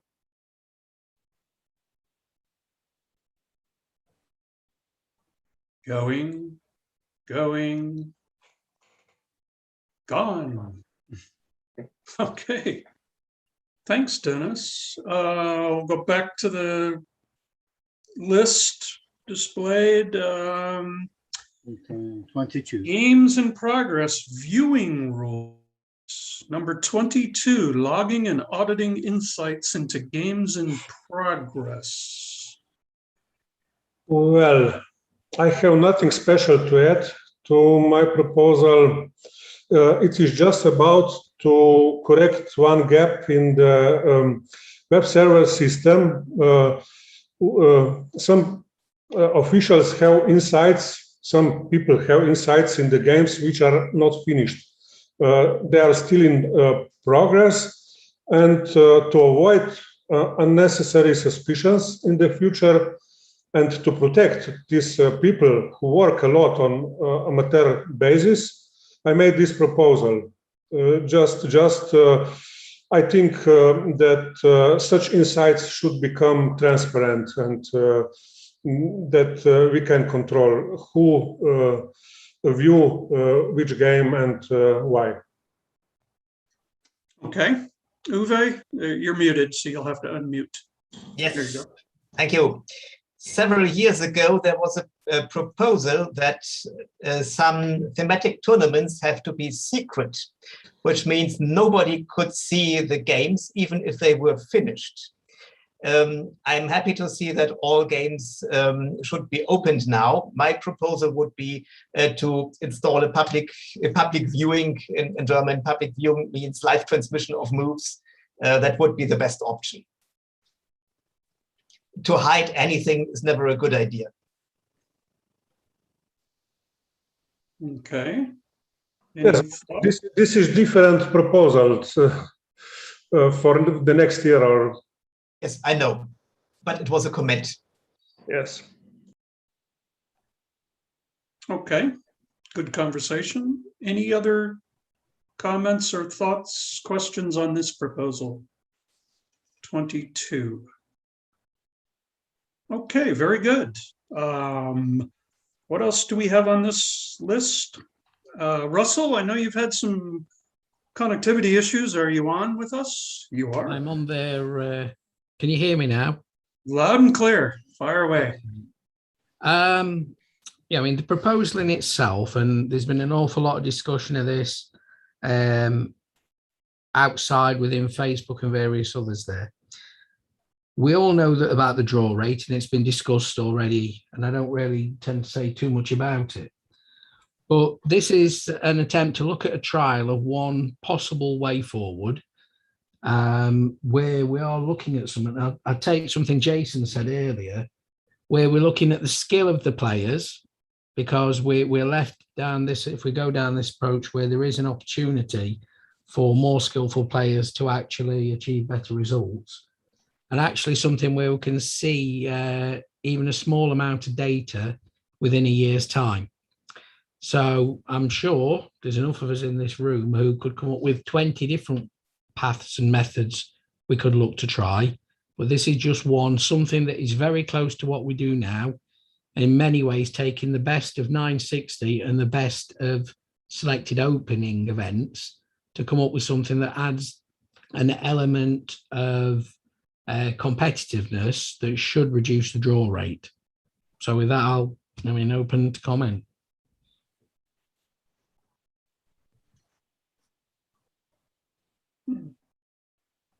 On a humorous side, we received an interesting suggestion at the help desk that a player wanted to enter an all-white tournament.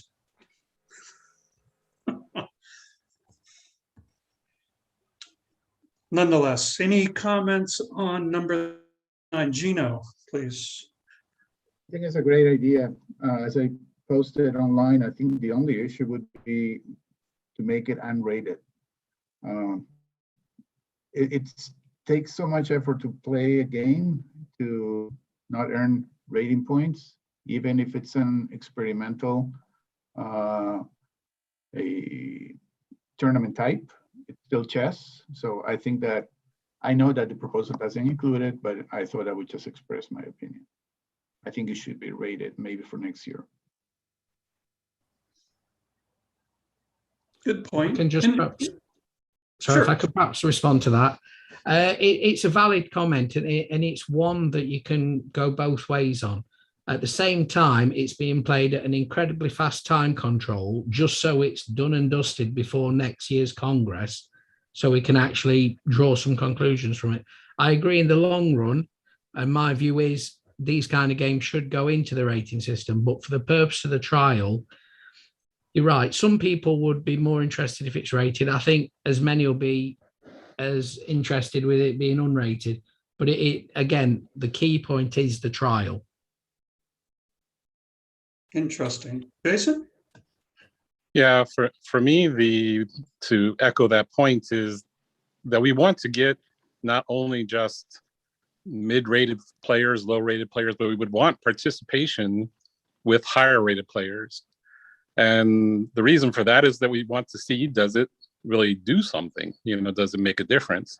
So I would say that you take a typical high-rated player, he or she may not be really willing to sacrifice rating points on an experiment where, other people may not really care about it. So it's the reason why I would say for the trial, perhaps it's better to leave it as a unrated, because you will get participation from a wider group of people, and that's my assumption. Again, it's my assumption, but but I think, speaking for myself, I would participate if it's unrated, but if it's rated, I wouldn't. Just my personal situation. So that's it. Thank you. All right. Can I just? Sure, absolutely. Sorry for not following the protocol. It's just a technical thing. My worry about unrated is that you'll get some false negatives, because strong players who play unrated games play them as seriously as rated games? You might just not get draws because some people aren't trained as hard as they would do if it was rated. You could just make some groups. Those who want to play rated and those who want to play unrated. Interesting. Valentino, comment. Don't forget to unmute. Yes, I think the problem is with the try tournament, if it is not rated, if I'm speaking as a player, I will, if I'm playing in that tournament, I will take more risk to win games than if the games were rated, because because there is no risk in the games. So I play the strategy of the players can differ from real rated games. That is the only problem that I see if the tournament is not rated. That is the problem. So that the players can play more aggressively, or don't take or don't take it too serious, the tournament. Good point. Russell? It's perhaps worth saying that all the players who are going to will be asked what their views are as they go through the event. So yeah, it's perfectly valid. And as the point was said there, players may play more aggressively, less aggressively. At the moment, we've got lots of ideas and lots of I thinks, but no data. And the aim is to try and generate some data. And there's valid points being made all there. If there was enough interest in and rated, I could always make a tournament proposal, not a Congress proposal, to Frank and go through the normal system. That'd be a total separate game. But I think what we're looking at here, the unrated one is literally to get something away. Okay. Amber? So there's one thing which I didn't understand about this proposal. And are you talking about positions which are normally reached from openings, which are standard? Or are you talking of completely different positions which have never been reached before? That could be a combination of both, if only because we are looking to generate there. And as it mentioned in the proposal, the initial group would generate that initial opening list. But the aim is not to walk straight into deep opening lines that are already there. So we're not going to go 10 lines down a Nidor Sicilian and go straight into a 90% draw line. So the point of that initial group, just to set those openings, they will be ones where there is a leaning towards a decisive result. The point is the stronger player should be able to defend his position better or land that actual win. My question was about how many such positions do you envisage is actually possible to conceive and create to make this a success? Because I think positions are pretty limited if you go by positions which are known. And if you're talking about positions which are completely unknown, then it gives, again, a 960-like situation where people wouldn't be interested in so much. No, perhaps to answer that, and sorry, Michael, I'll just jump in. This is nothing like 960. 960 has positions where none of us have any pattern recognition because the pieces have been jumbled. What we're looking at here, we could be talking an opening that's virtually never played. So let's look at some lines in Alekhein's defense, for example. Or we could be talking a line that hasn't been played. So we're 8 moves in and we go to a line that's there. But the point is we're not going into deep existing theory. But there are infinite lines. Okay, thank you. Jason? Yeah, I would like to challenge the thought that just because it's not rated means that I wouldn't try as hard, because I mean, I've played in a lot of non-rated events, and in the end, I don't want to lose. You know, it's just, and I think that's the nature of everybody. We don't want to lose. So it's, you know, it still would be a valid experiment, I think. I don't know very many people who will go into the amount of time it takes to play these things, whether it's rated or unrated, and would play it half-baked. So, my opinion. Okay. Still experimental. Any further comments on this proposal, or we perhaps should move on a bit? Last chance. Okay, last one, Valentino, last comment. Yes, I think the better idea is, like the President Rudd say, that you make two groups, one rated and one unrated. So you can compare the result with each other. So you can get a better idea if the proposal is working or not. Okay, I think that's some good considerations for Russell to ponder. I think at this point, let's. I want to turn it back to put Eric back on the spot. We've covered what we thought were the kind of high priority items. Eric, do you want to open it up, or where do you want to steer this ship? We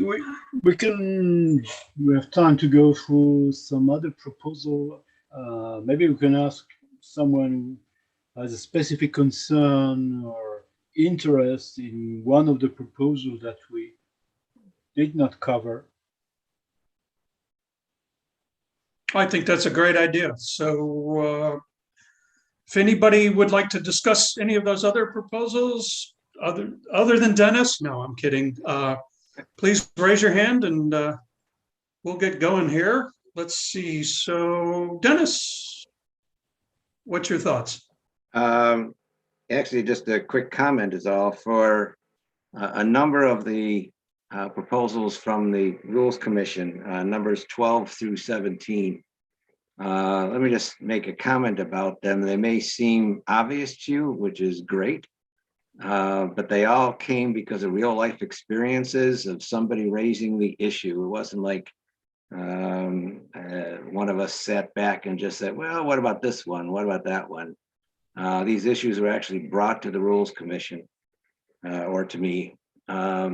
And so that's why I'm looking to fill the gaps that Congress would just officially make these unwritten rules into rules. That's all. Thank you. Okay, thank you. Other thoughts or comments? Don't forget, tomorrow night is the closing banquet.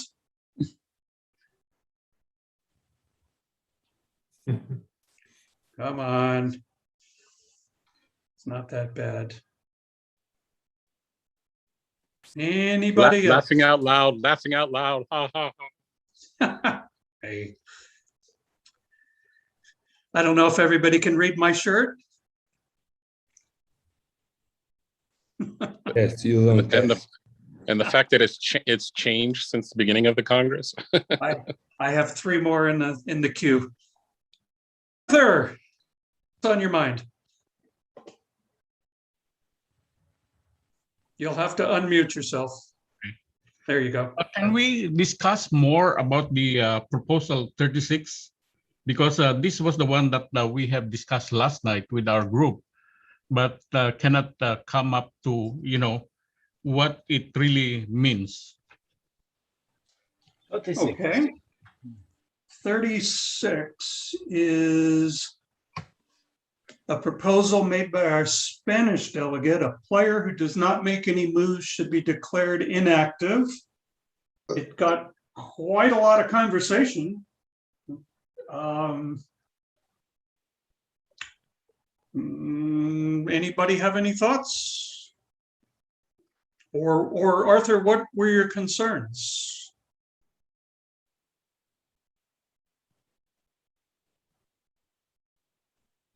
Okay.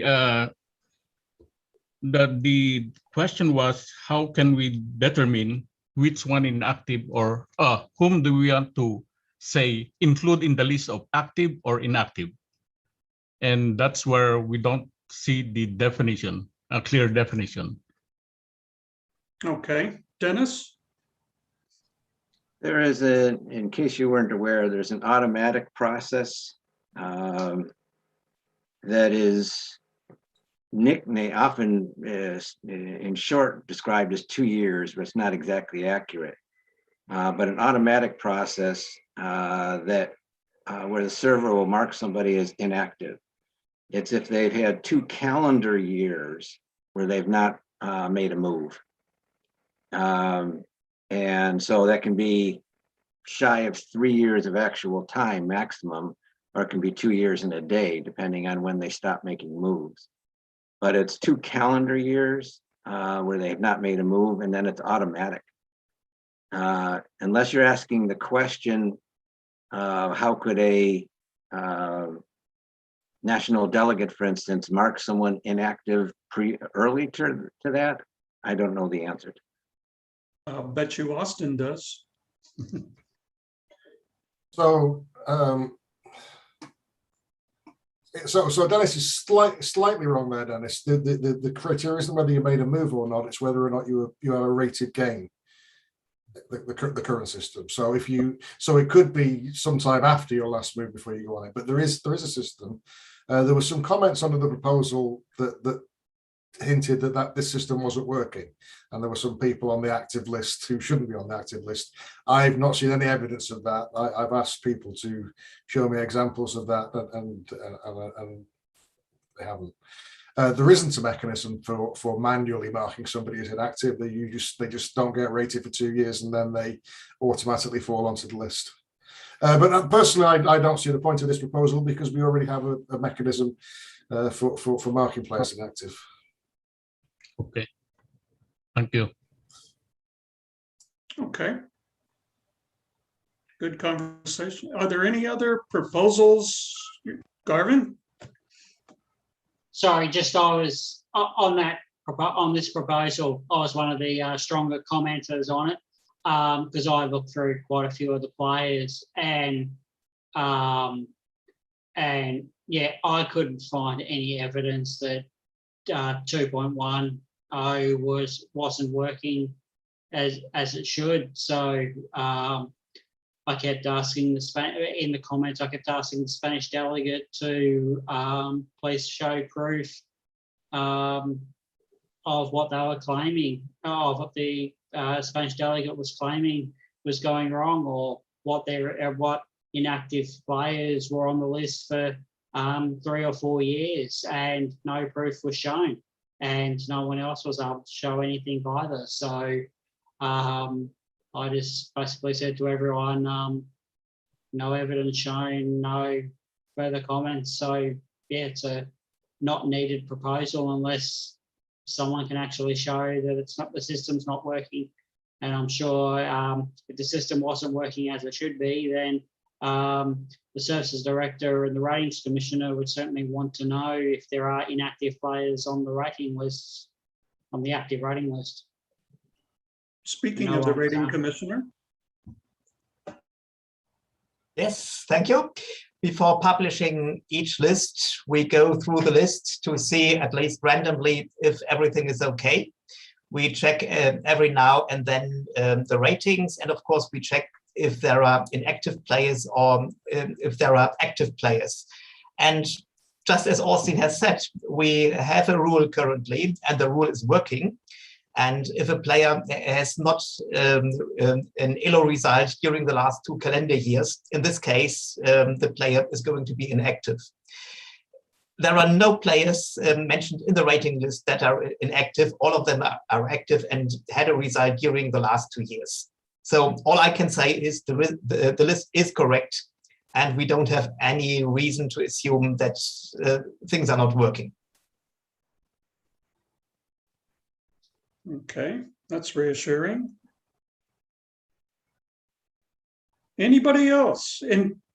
comments on other proposals or just ICCF in general? And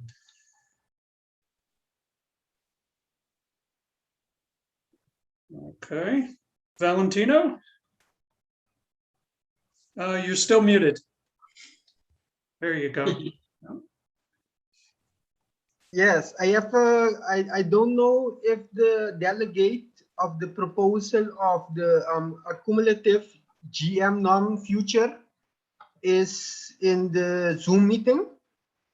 That was proposed by Aziz Serhat Kuray from the Turkish delegate. I don't know if he is present. I don't think so. He is not present. No. Okay, so I don't think I can direct my my question to another delegate of, because Mr. Aziz, the assumption was you have to get to 100 points to get a NOR, but it wasn't clear how it was calculated, or if it was random chosen a number wrong, or what was the analysis behind that number 100. So it wasn't clear by him, how he came by the number 100. Understood. Dennis? I asked that question, as you might have seen in the comments, and waited pretty much the whole time till the end of the proposal closing date.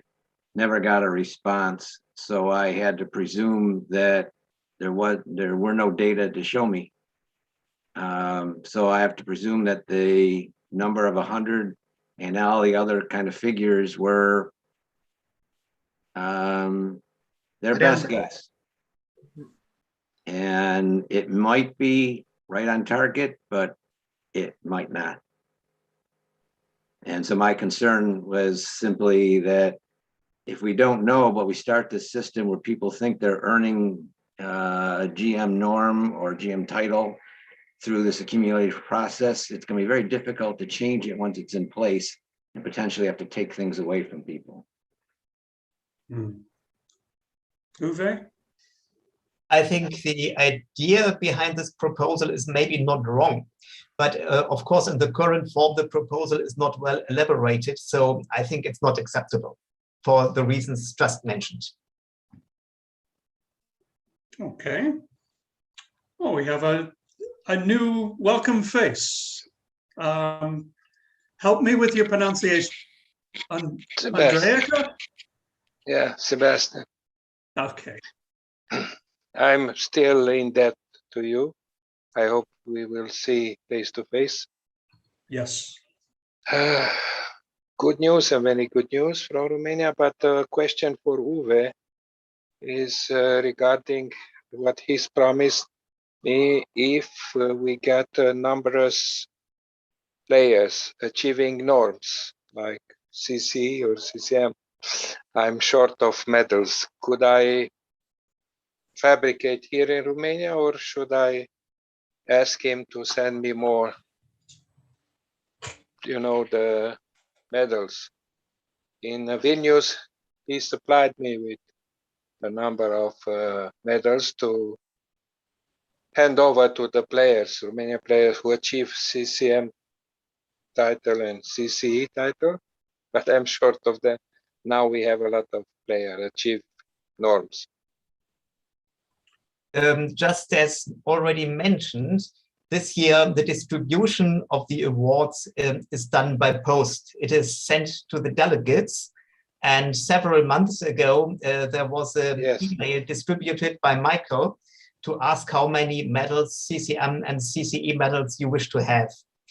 And these medals are now due for production at the medals company, and then they are going to be sent to a member of the QC team. Matthias Pirsch kindly accepted this role And then we are going to distribute it for the major titles to the federations. And the CCE, CCM medals are going to be sent directly from the medals company to the federations. But this is done, the production is done in one bulk. So it's, at the moment, we cannot give an exact date. No problem, just asking because we have a new leadership in the chess federation, totally new, and they asked me about the correspondence chess, and we have a new fresh start. And mainly second problem, a lot of college teams want to join the ICCF clubs. Does it mean you wish to change the address for delivery?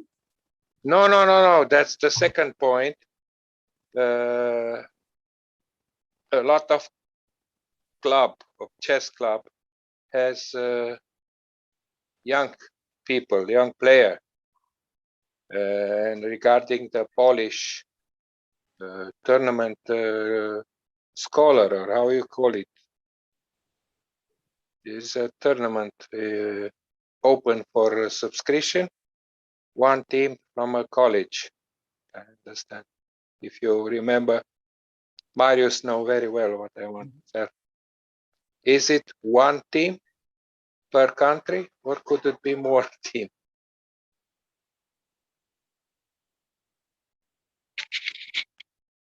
I don't know if we have an answer. We have a few more hands, maybe. Okay, that's it for my regular question, which they addressed me, and I have no answer for that, but I think we'll discuss in private with Marius. At least one team is ready to be subscribed to that youth tournament. Very good. Amber? Okay. So Thank this you. was, yes, this was in the context of some discussion which happened with Dennis's proposal. This was about saying that, okay, so what about the people who don't hear the discussion which is going on here, and they would still vote and they wouldn't be aware of the discussion which took place here.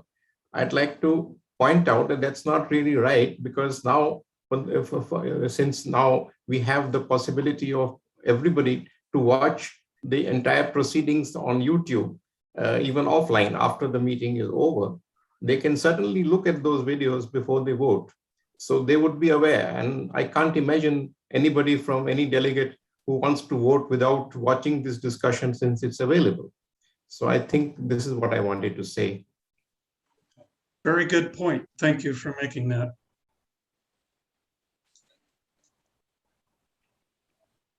Jason? Anybody else? It is on YouTube. It is? Yes, I have some problem of connection with Zoom. Then I install Zoom, and in the meantime, I saw it's on YouTube. And I hope it will be available after the. Absolutely. That is our plan. Very good. Anybody else? Jason? Yeah, just sorry to ask this question, but we were asked to vote on the minutes from last year, but I'm a little bit concerned that were there any minutes or not? Well, let's go to the 20. I don't know. I don't know.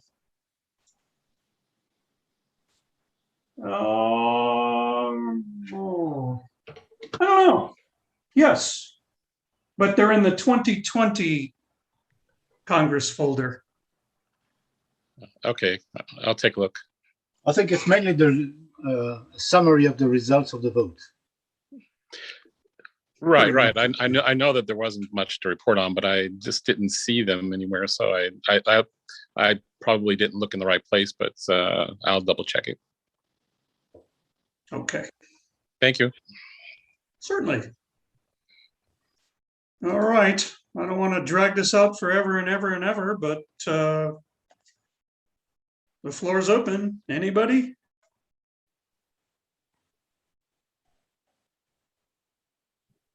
All right, let's turn it back to our president and see where we go from here. No, I think if no one has any further comment, I think we are about to close this first ICCF virtual Congress. Thank you all for your participation, your time, and the discussion. We have a hand. It was an interesting experiment for ICCF, probably something that could be used in the future. I see two hands which have been raised. So Gordon? Just to say thank you to everyone for putting this on. It's been very useful. And I think we shouldn't let the meeting end without a thank you to the chair and general secretary. Thank you very much. Here, Much here. appreciated. Thank you. Thank you to Austin, who did all the preparation work, setting up all the meetings, and he was really busy in preparing this meeting and did a lot of preparation work. So we should thank him that this worked so well and everything was run smoothly. So thank you, everybody. Hopefully next year, about in the same period of time in 2022, we will be in Glasgow around the bar and sharing a beer or whiskey, whatever you like, because that's what is missing here. We don't have the beer. So, but thank you all of you, and hopefully see you next year. Take care. Good to see you Thank all. you. Bye-bye. Thank you. Bye. Bye. Bye.